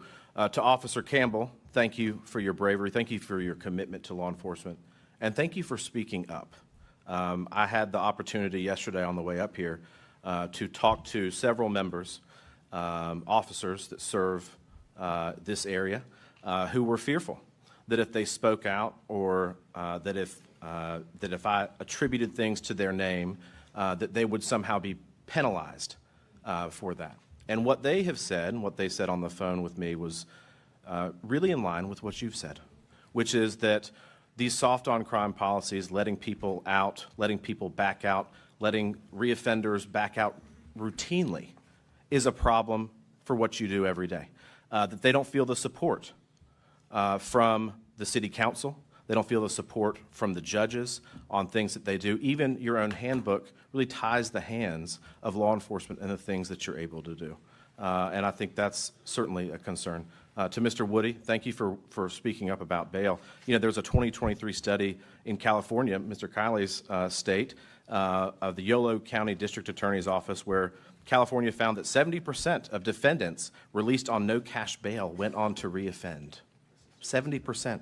And the study found that defendants released on no cash bail were twice as likely to be rearrested for felonies and 3 times as likely to be rearrested for violent crimes compared to those who actually posted bail. So I think that's in line with what you said earlier.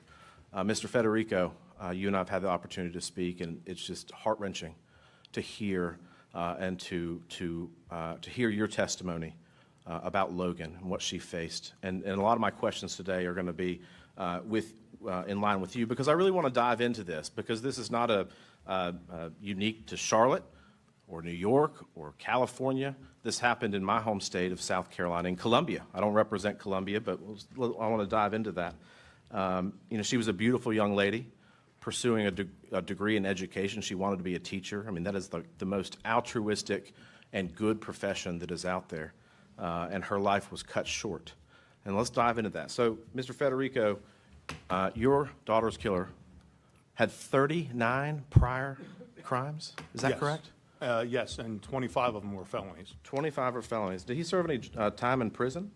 He served a little over 600 days. So if you took all 25 felonies and you took all 39 crimes, and he had actually served jail for those. What were his sentences supposed to be?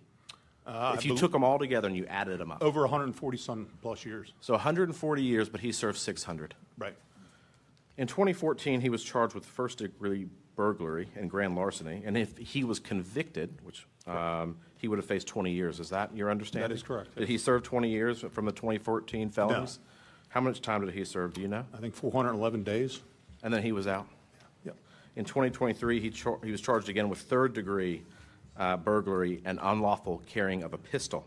The court's comment on the Public Index of South Carolina says that the sentence would have been 5 years. Is that correct? Yeah. 2023 to 2028. Would have never met Logan. He would have never met Logan. He would have still been incarcerated. What happened in that sentencing? Do you remember? He was paroled for compliance. Yeah, he served time served, I think, right? Yeah, time served. 114 days pending his trial. Time served. Yep. The maximum sentence of 5 years for third-degree burglary. And that's with the felon with a gun. 2 years probation, too, right? Yep. During that probation, while he was out, he reoffended again. Isn't that right? That's absolutely 2024? correct. Yep. What was that charge? Do you remember? I believe burglary.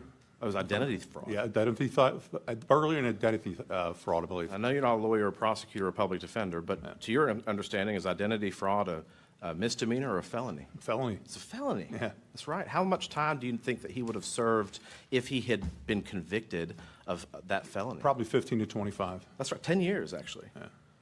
So 10 years in 2024, he would have never met Logan. Yeah. He served 600 days. Why was Mr. Dickey not in jail? You know what? A couple different reasons, but there was a couple fingerprint issues. But from what I understand, Mr. Dickey wasn't in prison because most of his plea deals. Plea deals. Yeah. And they say fingerprints, but don't you think that the judges and the solicitor would have had access to other records? Well, listen, if the person who found out about the fingerprints issue found out about it in 10 minutes, they sure as hell could have found out about it. Now, if the judge or the have you talked to the prosecutor, by the way, on the current case? Just once in 4 months. Who is his name? Byron Gibson. You have not talked to him once in 4 months? Once in 4 After months. the tragic murder of your daughter, you have not talked to the solicitor. We call them solicitors in South Carolina. That's correct.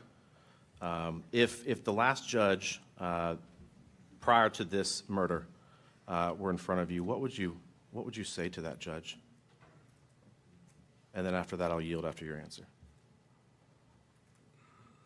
I'm not so sure I would say anything to him. I'm not so sure he would be in front of me.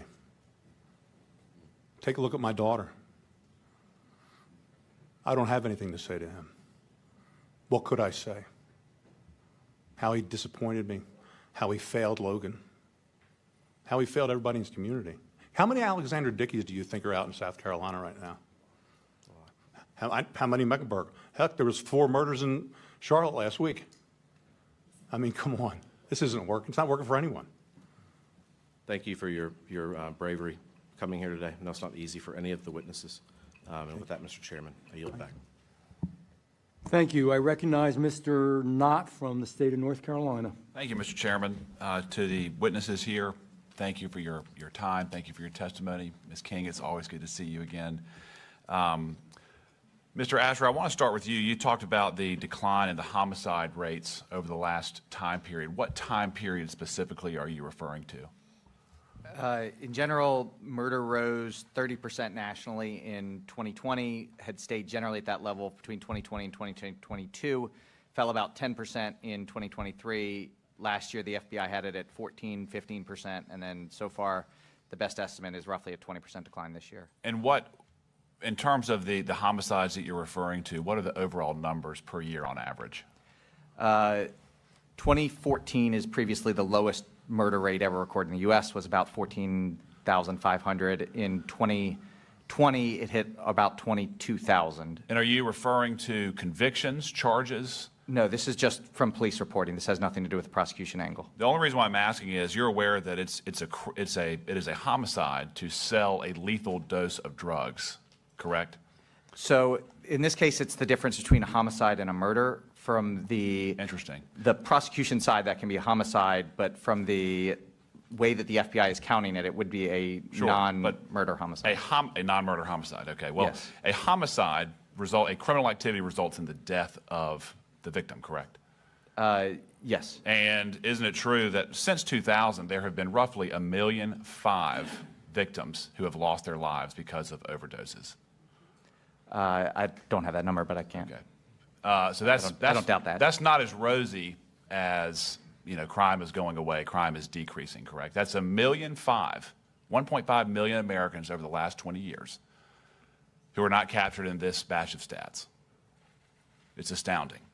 It's astounding. You're also aware that there was a leader in the Capitol Police Department, Mr. Michael Pulliam, who was suspended for manipulating crime data to make it appear that his community was safer than it actually was. You aware of that? You're talking about Washington, D.C.? Yes. I'm familiar with the allegation. I believe that it's under investigation. Yes.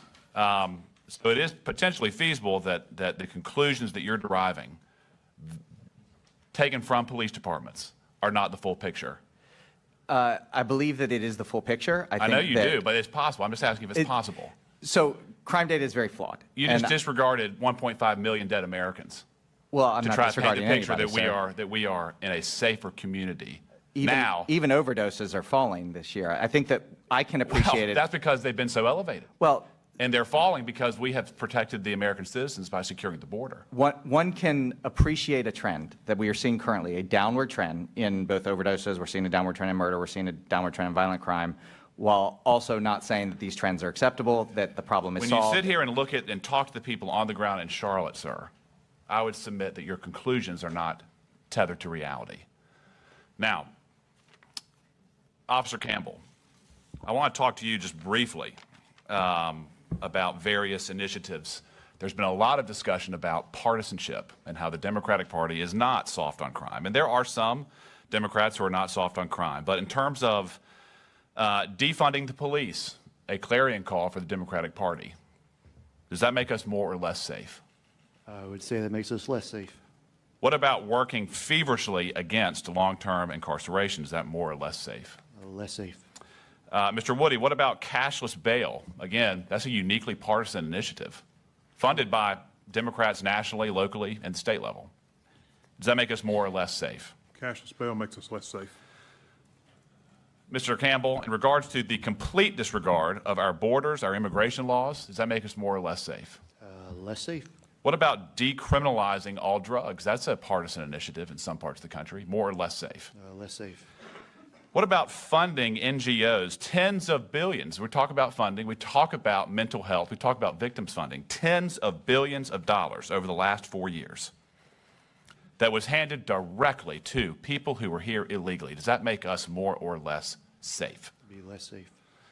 So it seems to me that we have an ideology problem, not a funding problem.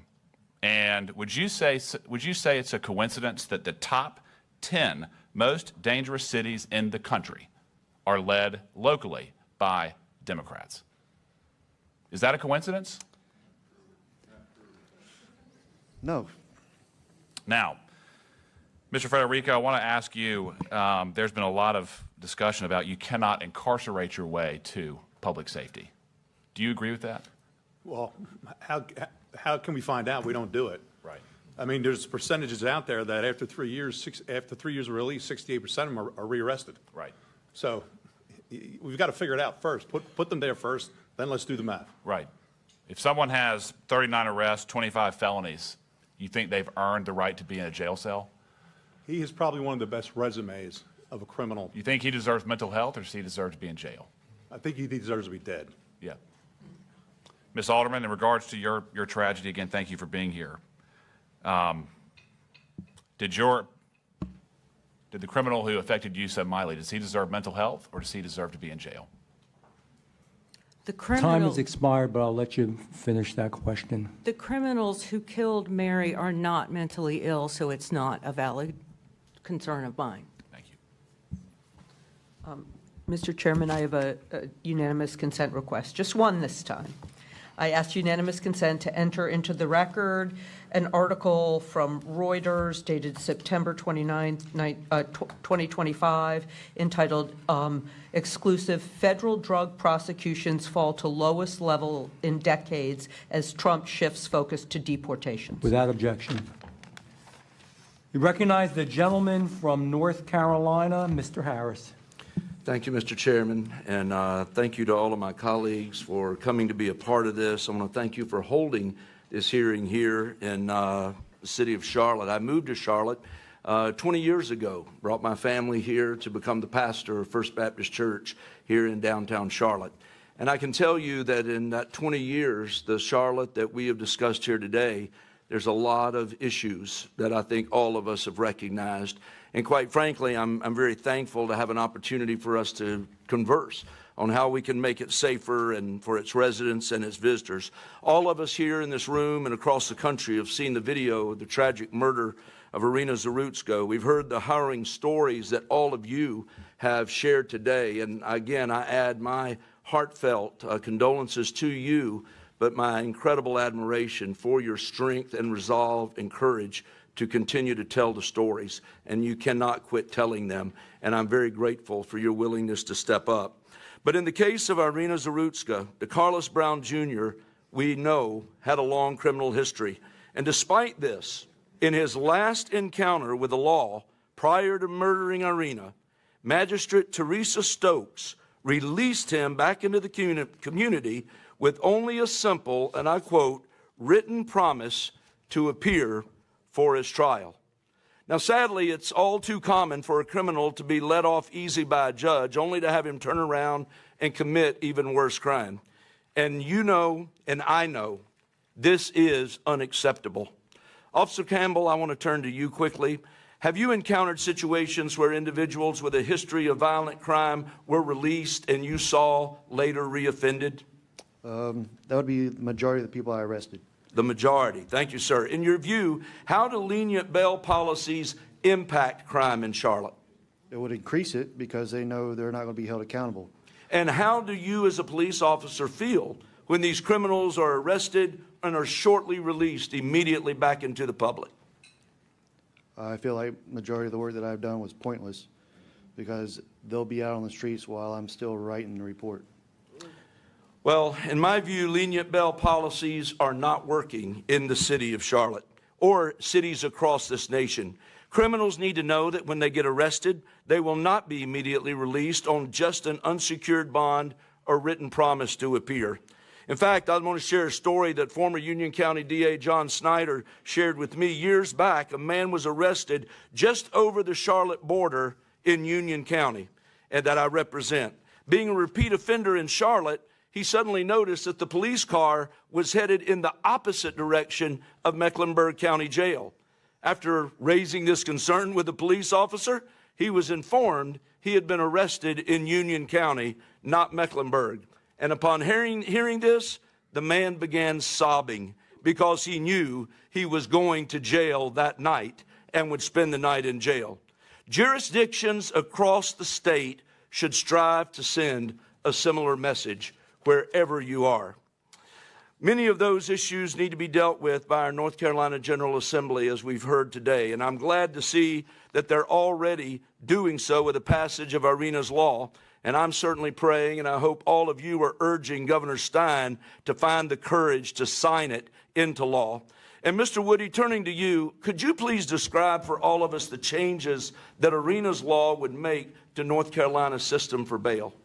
In accompanying with the Pretrial Integrity Act, an offender who reoffends is automatically held 48 hours or until they see a judge in front of a first appearance.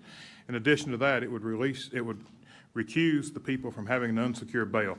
They'd be required to post a cash bail, secured bail through a bail bondsman, or a family member with property or assets through an accommodation. Well, and thank you for sharing that. And I believe Congress has got to take action as well. We cannot sit by and allow these mismanaged cities to put Americans in danger. In fact, I'm going to be introducing two bills in the next week, one for accountability, the other for transparency, as one of them is going to ensure jurisdictions that get federal grants for public safety do not defund their police or implement cashless bail lest they lose any of those government funds, and one to require the Department of Justice to publicly identify every jurisdiction in this country that implements these cashless bail policies. And I look forward to working with my colleagues on the Judiciary Committee to deal with these important matters. In just my last few seconds, let me say, Mr. Federico, how has Logan's tragic death shaped your view of the criminal justice system? Very disappointing. When criminals have more rights and are respected more than an innocent young woman at age 22, it should send a shockwave to everyone, Absolutely. Well, again, let me just say thank you to all of you for sharing your stories. Please keep sharing your story. And with that, Mr. Chairman, I yield back. Thank you. I now recognize Mr. Moore from the great state of North Carolina. Thank you, Mr. Chairman, and I want to thank the committee for being here today. I'm proud to represent Charlotte in Congress, part of Charlotte, and while I'm glad that the committee is here, I certainly hate the circumstances under which that the committee has to be here. To our witnesses here, I have no words. Some of you I've talked to before, some this is the first time, and the tragic deaths that you all have discussed, that you're living through, Officer Campbell, your injuries are things that should never, ever have happened. And I do want to push back on some of the argument that this is a money issue. This is not a money issue. This is a policy issue. This is a choice that is made often by magistrates, and I can give you some examples. One as recent as just a couple weeks ago. Two of the district attorneys in two of the neighboring counties I represent, Travis Page from Gaston County, Mike Miller from Cleveland County, are here. And I can tell you a story that I think is very telling, and this happened just September 3rd, so this is very recent. A guy by the name of John Alexander was accused of breaking into a Belmont Abbey College dorm room and sexually assaulting a student. That happened in Gaston County. However, he was initially arrested here in Mecklenburg County. Guess what his bond was, Mr. Chairman? Here, the bond was set at $50,000. He made bond. Once the case got transferred over to Gaston County, the district attorney and the judge there raised the bond to $500,000. And so that this person will be incarcerated. That's an example from just a few weeks ago right here showing the difference.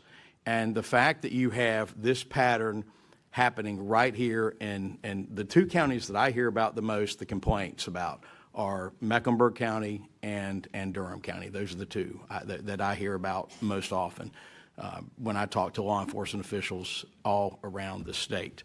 And that it's just, and it all tends to come down to, and frankly here in Mecklenburg, the criticism has not been with the district attorney, it's been more with the magistrates and the judges, just letting these criminals come in and go right out the door.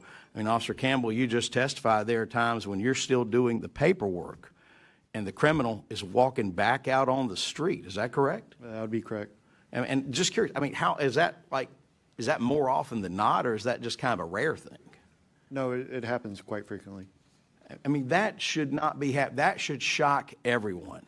And that should drive the point home that this is not about money or programs or whatever else and some of these feel-good programs that get kicked around out there to try to divert people from jail. There are people who are dangerous and they need to be incarcerated. And I'll tell you the other problem that we have, and that is the lawsuit a couple decades ago, I think the ACLU filed at wanting to get folks out, deinstitutionalize folks with serious mental issues. Well, guess what you have now? You have people out on the streets. Your homeless problem has gone through the roof. You know, you can't go anywhere without seeing homeless encampments. Even in my small town of Kings Mountain, where this is happening. It's happening all over the country. And it's because of these leftist policies of trying to get people deinstitutionalized who have mental issues. And guess what? Some people need to be in the community, but guess what? There are dangerous people who should not have been in the community. And I point to the situation with Irina Zarutska. Not only should this guy have not been out on bond from previous things, but why didn't somebody involuntarily commit this guy, right? I mean, this guy, you know, whatever you want to say, this guy should not have been on the streets. And these policies have to change. But guess what? It's a question of what's happened when it comes to judicial officials around, because you don't hear this as much in some of the other counties. I mean, you've got a data pool that you can look at. And for those who are here in the public or whatever, I mean, you've got 2 neighboring district attorneys sitting out in the audience today. Talk to them after this hearing. Get them to talk to you about what the stats look like in their counties. I want these victims' families to know that you were not done properly. Your loved ones were not provided justice. That has to change. To the family of Irina Zarutska, I have had the opportunity to speak with her uncle. Absolutely tragic. Leaving a war-torn country, coming here, starting over, only to be murdered by some animal who should have been behind bars on this light rail. Just unspeakable. I just want these family members to know. I want her family member to know, Officer Campbell, who now lives with a disability, because I want you to know that these stories are not in vain, that change has to come. I appreciate your courage in being here today, and I appreciate the message that's being sent forth. And Mr. Chairman, I appreciate this committee going around the country, because the American people are sick and tired of this, and it has to change, and it's going to change. With that, I yield back. Gentleman yields. I thank the gentleman, and I recognize the gentleman from North Carolina, Mr. Rouser. I thank you, Mr. Chairman, and I want to thank you for allowing those of us who are not on the Judiciary Committee to join you here today. My primary committee assignments are Transportation and Infrastructure, and Agriculture, and Science and Technology. But first, I want to tell each of you, my heart really goes out to you. It is unbelievable what you have had to endure. And I can tell you that all of us here are going to work very, very hard to make sure that justice is achieved. It may take a little bit, but we're going to work hard.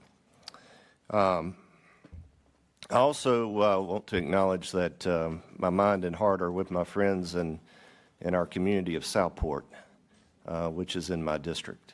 And it strikes me that we have a real issue of a moral, what I'll call a moral and spiritual crisis in this country that needs to be addressed as part of the big picture as well. Given my role on the Transportation and Infrastructure Committee, where I'm chairman of Highways and Transit, we're in the process of writing a highway bill, for lack of a better way to put it. And that's going to include an opportunity to make modifications to our transit programs. And one of the things that I've observed through my research that is really interesting to me and quite appalling is fare avoidance. Folks get on these light rails and they're not paying any fare whatsoever.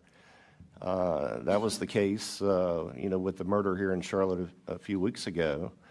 And Mr. Campbell, if I can ask you, is that something that you personally have witnessed a good little bit? Is it lack of resources or lack of commitment to police these light rail cars and make sure people are paying their fares? Well, the light rail system is controlled by CATS, and they employ their own security. Right. More cops, to me, would not be the answer. I mean, CATS can control their own fares, but there's never been a system that, checks to see if they paid their fare or not in the first place. Yeah. Well, one of the fundamental principles is you get more of whatever you incentivize. And if people do bad and they're not reprimanded, if there's no consequence, they're going to continue to avoid paying any fare. I think that's definitely an issue that we'll look at in the context of our highway bill. I know we have some great and fine citizens of this community, David Longo and many other business leaders who are working to enhance the community here for the future and are working on those specific issues, and I appreciate them for their commitment and dedication to it. But when you have public transportation systems that the average person does not want to ride, that makes it very, very difficult, to keep them financially viable and sound. And of course, is really a problem for the community as a whole, because after all, taxpayers are paying for them. Let me ask you, Mr. Woody, switching gears a little bit, I'm just curious your thoughts on this. Do you think magistrate judges are under political or institutional pressure to release offenders with minimal bail, even in violent cases? I think magistrate officials are given a bail schedule, and whether they adhere to that bail schedule or not, I think will be under their own accord.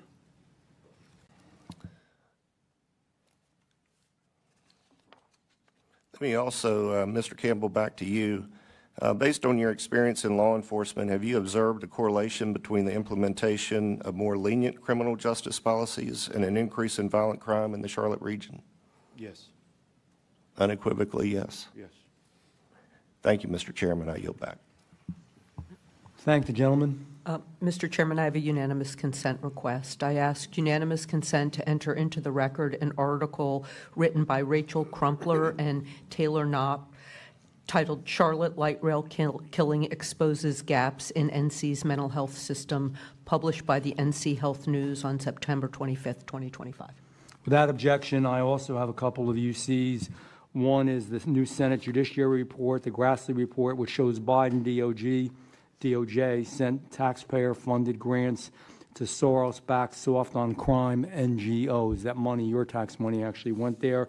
I also have another unanimous consent from the City Journal. Are crime statistics reliable? The agencies from that article process is shrouded in mystery, and its numbers are often inconsistent and inaccurate. With that, I will recognize the gentleman from North Carolina, Mr. Edwards.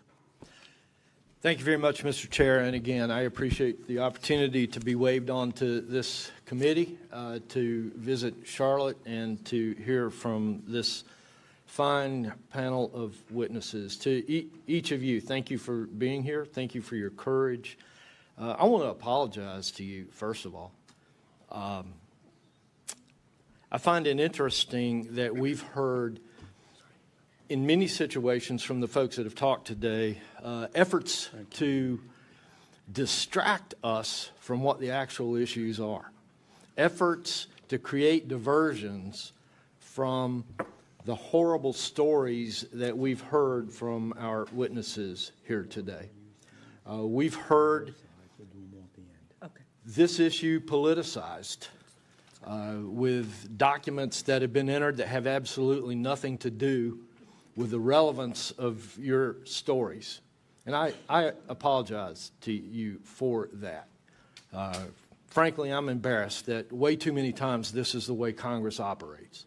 But I can promise you that while this behavior might be taking place up here with this panel, your stories have resonated with every member that's up here. And we will remember these when we get back to Washington, D.C. I apologize that we're hearing from folks that just say, give me more money and I'll fix the problem. That's typically what we hear with about any problem that I've faced in Washington, D.C. Give me more money and then I'll fix it. If there's anybody here that believes that simply reaching deeper into their pockets will fix this problem, please leave a collection over here in front of Ms. Ross before you leave today. We've heard that less guns on the streets by law-abiding citizens would fix this problem. Ms. Alderman, let me ask you, would less guns on the streets by law-abiding citizens, would that have saved Mary's life? No, not in Mary's case. Absolutely not. It would not. I ask you, Mr. Woody, while no, I don't think anybody here is an expert on Arana Zarutska, do you believe that less guns on the streets by law-abiding citizens would have saved her life? Absolutely not. And yet we're turning our conversations towards those types of things. We heard up here that Charlotte has the eighth best crime rate in the country. Ms. Alderman, do you take solace in knowing that somebody wrote an article that Charlotte has the 8th best in the country? Does that help you? I don't care. Exactly. That has nothing to do. It's completely irrelevant with us saving Mary's life. We heard up here that, I think it was Ms. Adams that mentioned that there's been a 25% reduction in violent crime. I think we heard something similar from Mr. Ashner. Mr. Woody? Well, I'll ask Mr. Federico. A reduction of 25%, does that give you any solace? I'd like to see where it was. It certainly wasn't in our daughter's case, I can tell you that right now. We heard up here that we should feel comfortable that in 2022, Biden signed the Bipartisan Communities Act. Mr. Federico, do you take any solace in that? Does that give you any comfort at all? No, there's only one thing that would have kept my daughter alive, and that would have been keeping a career criminal in prison. Exactly. And so I apologize to you. There's been so many distractions to what the conversation really should be up here. We've heard a number of times that there's a failure of policy, and I can buy that in some cases. Definitely, we need to eliminate cashless bail. That's a policy that we should go after. I would suggest more than policy, we need transparency and we need accountability to the people that are charged with implementing those policies. Mr. Woody, I'm about to run out of time, and I know you're probably not an expert on the court system. By the way, thank you for your service in law enforcement, most of which I understand was in my district, so thank you very much. How are magistrates selected in North Carolina? Magistrates are appointed. And they're appointed by? The Chief Superior Court Judge. Which are selected? They're elected. They're resident Superior Court judges are elected. And so what I think I hear you saying is that we as citizens, communities, can elect folks to implement those policies. And it may be that we need more policies or more reporting to make the accountability a bit more transparent. I'm out of time. We could go on this forever. Thank you all. I appreciate you being here. Gentleman yields. I thank the gentleman. I recognize Mr. Harrigan from North Carolina. Thank you, Mr. Chairman, and thank you to our witnesses today. I genuinely appreciate your heartfelt testimony, and it is something, as Mr. Edwards has said, that will resonate with all of us forever. You have that commitment from us. I find it personally disgusting that members of this committee have suggested that this is political theater for the purpose of negotiating an open seat, while distracting from the fact that violent repeat offenders are continually let free from our judicial system. That is the problem that we have, and that is the only problem that we have, period. We've had a lot of talk about money today. I will actually give DA Merriweather some credit. He got together with local business leaders and local government officials to decide, okay, hey, what is the minimum amount that we actually really need in order to get the job done? Because from his words, he said, I don't want to throw money at this problem, because the problem really isn't money. And out of the 10 additional DAs that he needs with 5 additional staff assistants, that's exactly what the state legislature has authorized, and it's just waiting on Governor Stein's signature to be put into law. That's happening.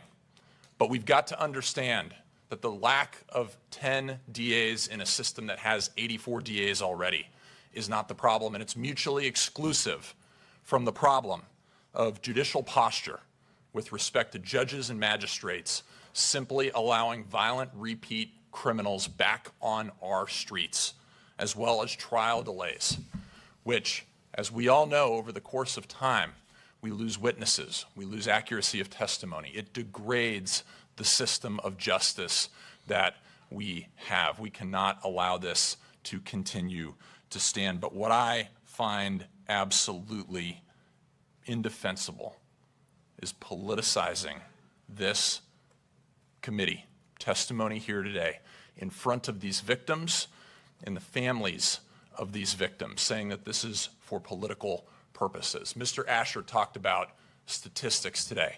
The statistics that he entered into his testimony today about declining crime are only through June of 2025. It does not talk about July, August, or September. And you know what's happened in July, August, and September? The murder rate has skyrocketed in Charlotte. We are picking and choosing what type of statistics we want to share to forge a narrative that is detached from reality. And that narrative does not line up to the experience of Officer Campbell, Mr. Federico, and Ms. Alderman. Let us not forget that. One of my Democratic colleagues said, "Don't judge us by what we say, but what we do with respect to money." Let me be very clear. The sole force behind defunding the police has been the Democratic Party, period. They have created unrest. They have created a desire within our population to not step up and serve in law enforcement. I had a long meeting with Johnny Jennings, the former chief of police in CMPD.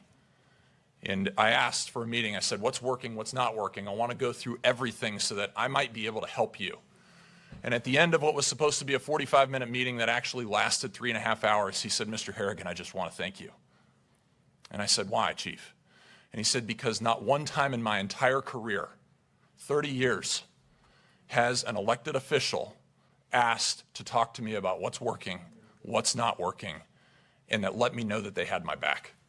Not one member of the Charlotte City Council, not one member of the Mecklenburg County Commission, not the mayor, not a single congressperson had ever come before him and asked, how can we help, as opposed to just absolutely running him through the mud when things didn't go their way in traditional media. Guys, we have a problem here.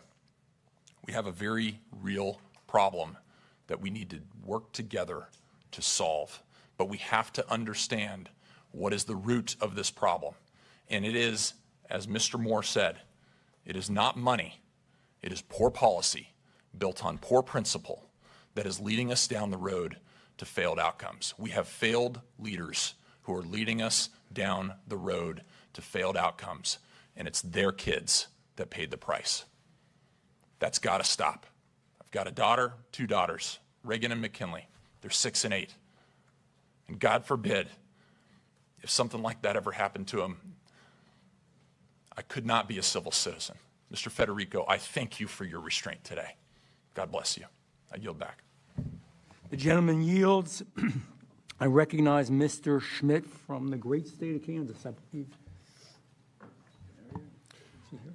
Thank you, Mr. Chairman, and I want to thank all of our witnesses, but particularly the family members or the victims themselves in the case of Officer Campbell. I have not met any of you personally prior to today, but I feel like I know you. I've spent 12 years as Attorney General in our state. I spent a lot of time with families who have lost everything. I always made a point to sit down with families before we made charging decisions or plea decisions or management decisions on a case, because I thought that was important to understand as we were acting on behalf of the state of Kansas within the boundaries of the law and the evidence that was in front of us. So I want to thank you for stepping forward and express my unbelievable sorrow with you, even though we've not met before today. You know, I don't know how it is here in North Carolina. I'm learning how it is in Washington, D.C. when we debate criminal justice policy, but I'll tell you how it was in Kansas for a lot of years when I served in public policy roles. Our legislature would say all the right things, including me when I was serving there. And then it would come crunch time, and it was time to make numbers fit, and it was budget time, and we always ended up in the public safety context in a conversation about bed space in our prisons and the cost of managing inmates or offenders on the back end. And then we had very smart people, and I say this genuinely, like Mr. Asher, who I've not met before, but I've heard his presentation through a lot of smart folks that sit and crunch numbers, who tell us how to back into public safety decisions.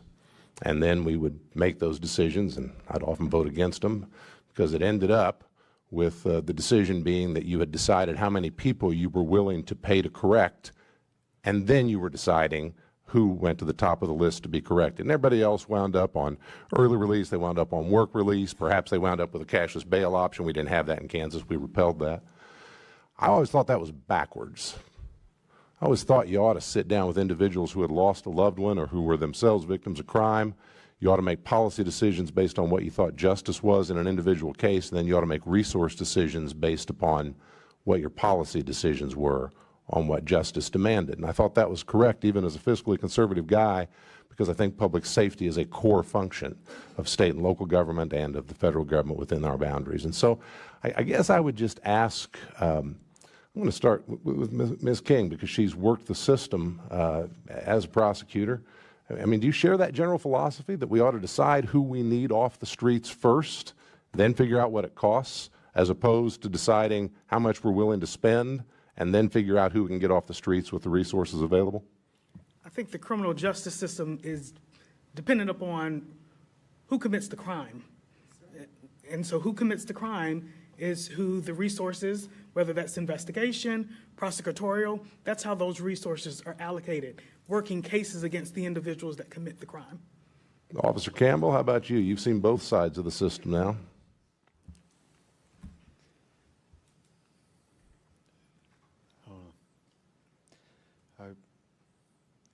Because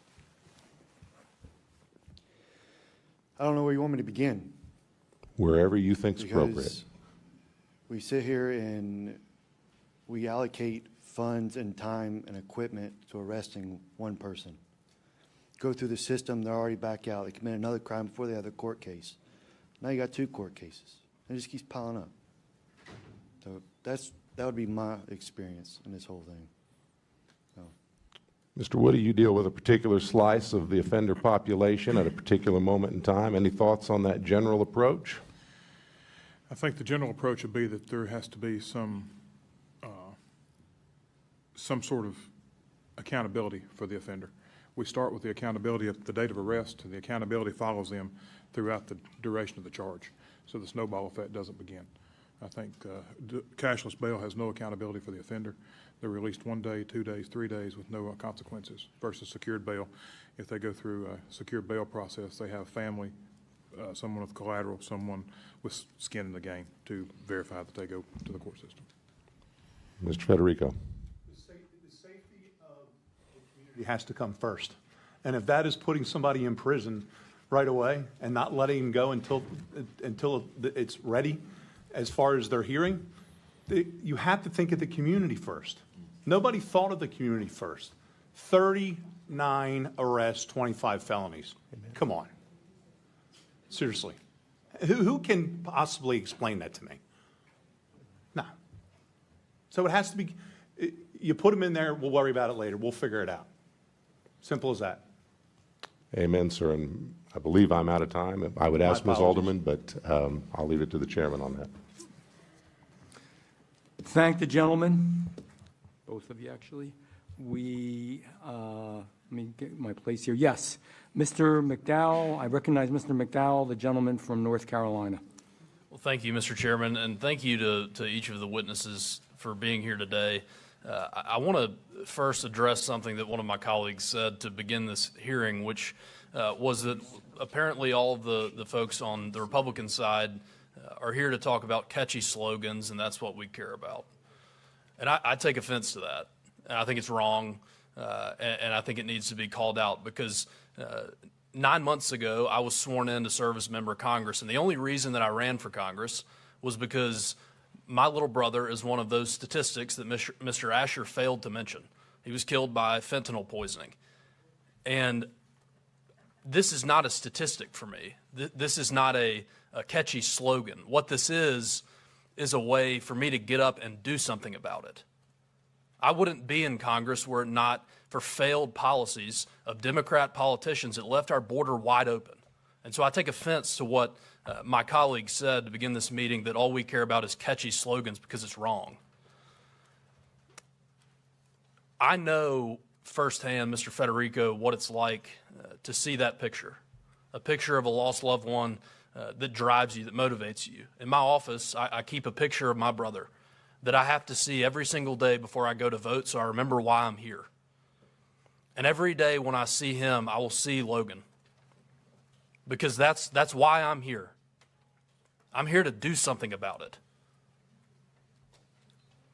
We're all here to do something about it, because we cannot let these beautiful people that are murdered by dangerous criminals who have been in and out of custody but never actually put in a box where they belong. We can't do nothing.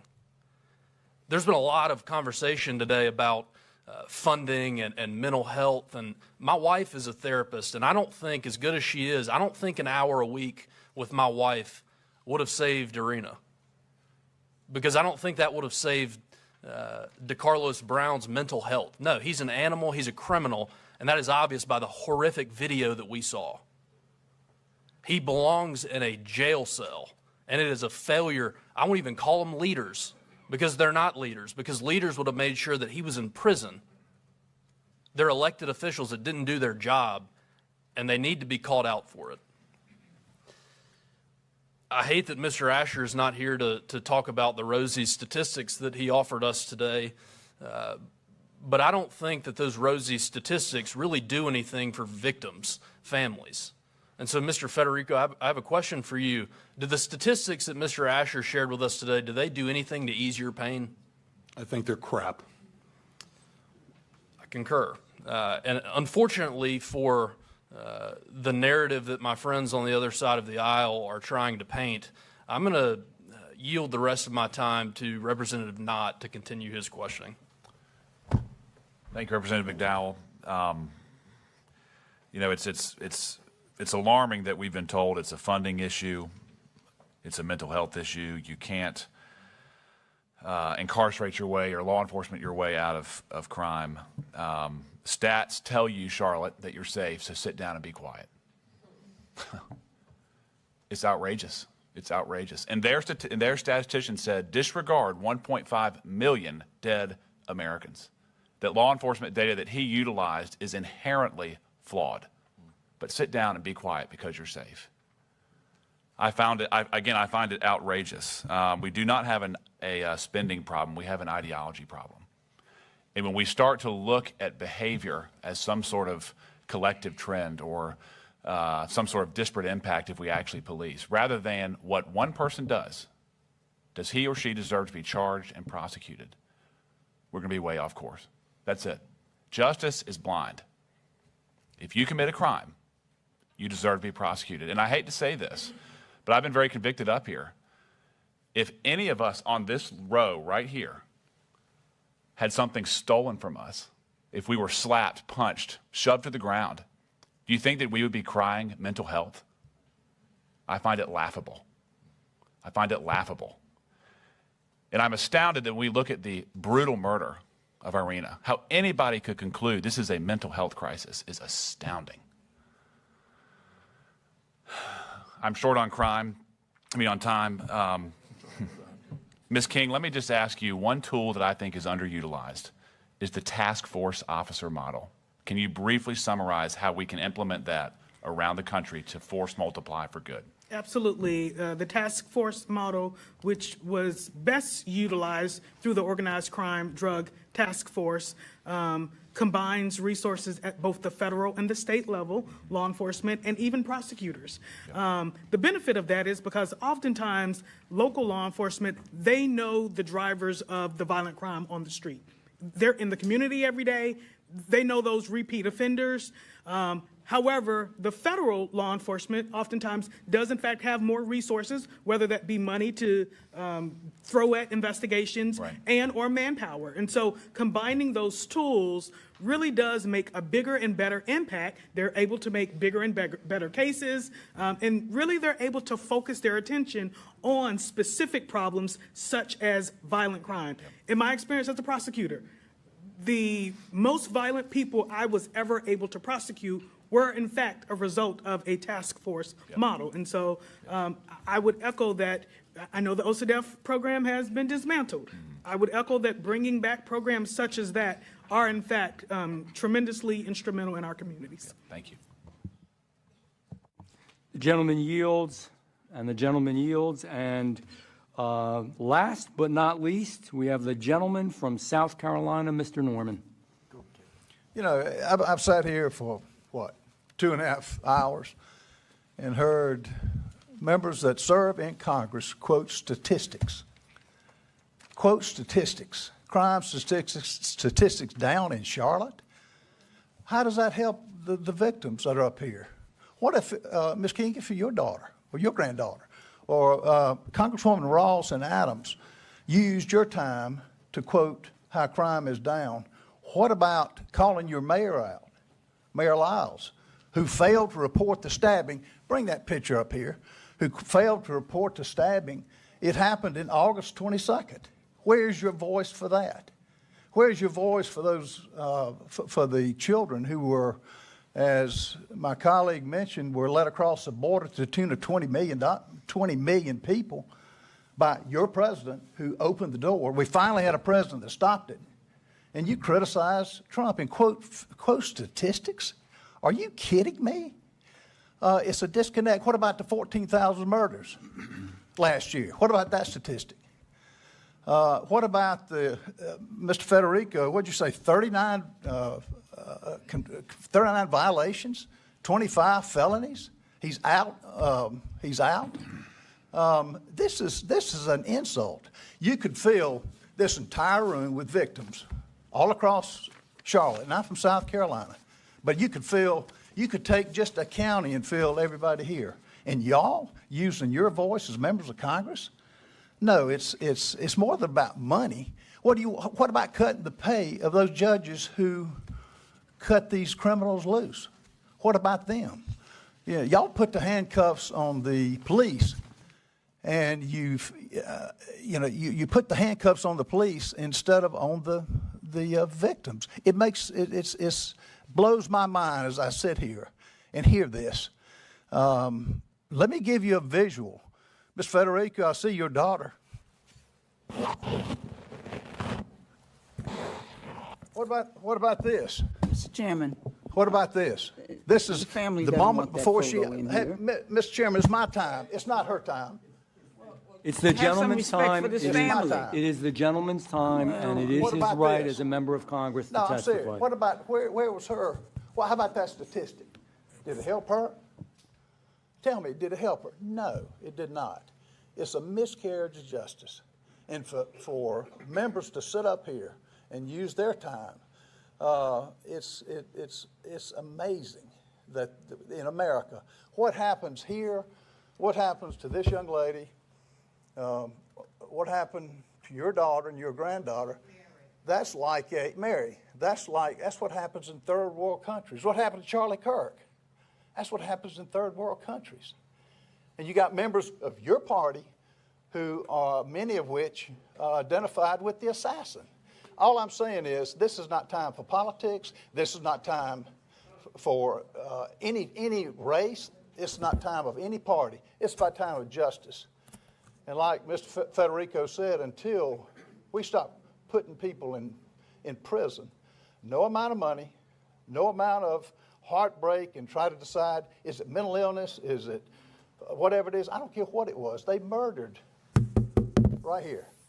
It's sick. And that's what we've got to correct. And that's what many of us up here will stop, or at least stop. And Ms. King, we had a perfect example of a statistic I doubt you ever would hear of. It's the former law enforcement from my home state came up here for a bowling alley. His wife got assaulted. He jumped up and stopped it, like the people failed to do with this lady. He shot at him. I mean, the criminal. He had the license tag and all. Guess what the police said? Can't prosecute him. We don't have enough evidence. He said, I've got the license number. I mean, and so that statistic never showed up. The Charlotte police, for whatever reason, wouldn't report it. The bottom line is, until we start getting a lot harder and start these do-good policies have to go away. We've got to start. The crime needs to be prosecuted, and judges that don't do it, they ought to be replaced. So call for cutting their salary. I yield back. Gentleman yields back. I know we have some unanimous consents on both sides of the aisle. Mr. Fry, I believe you.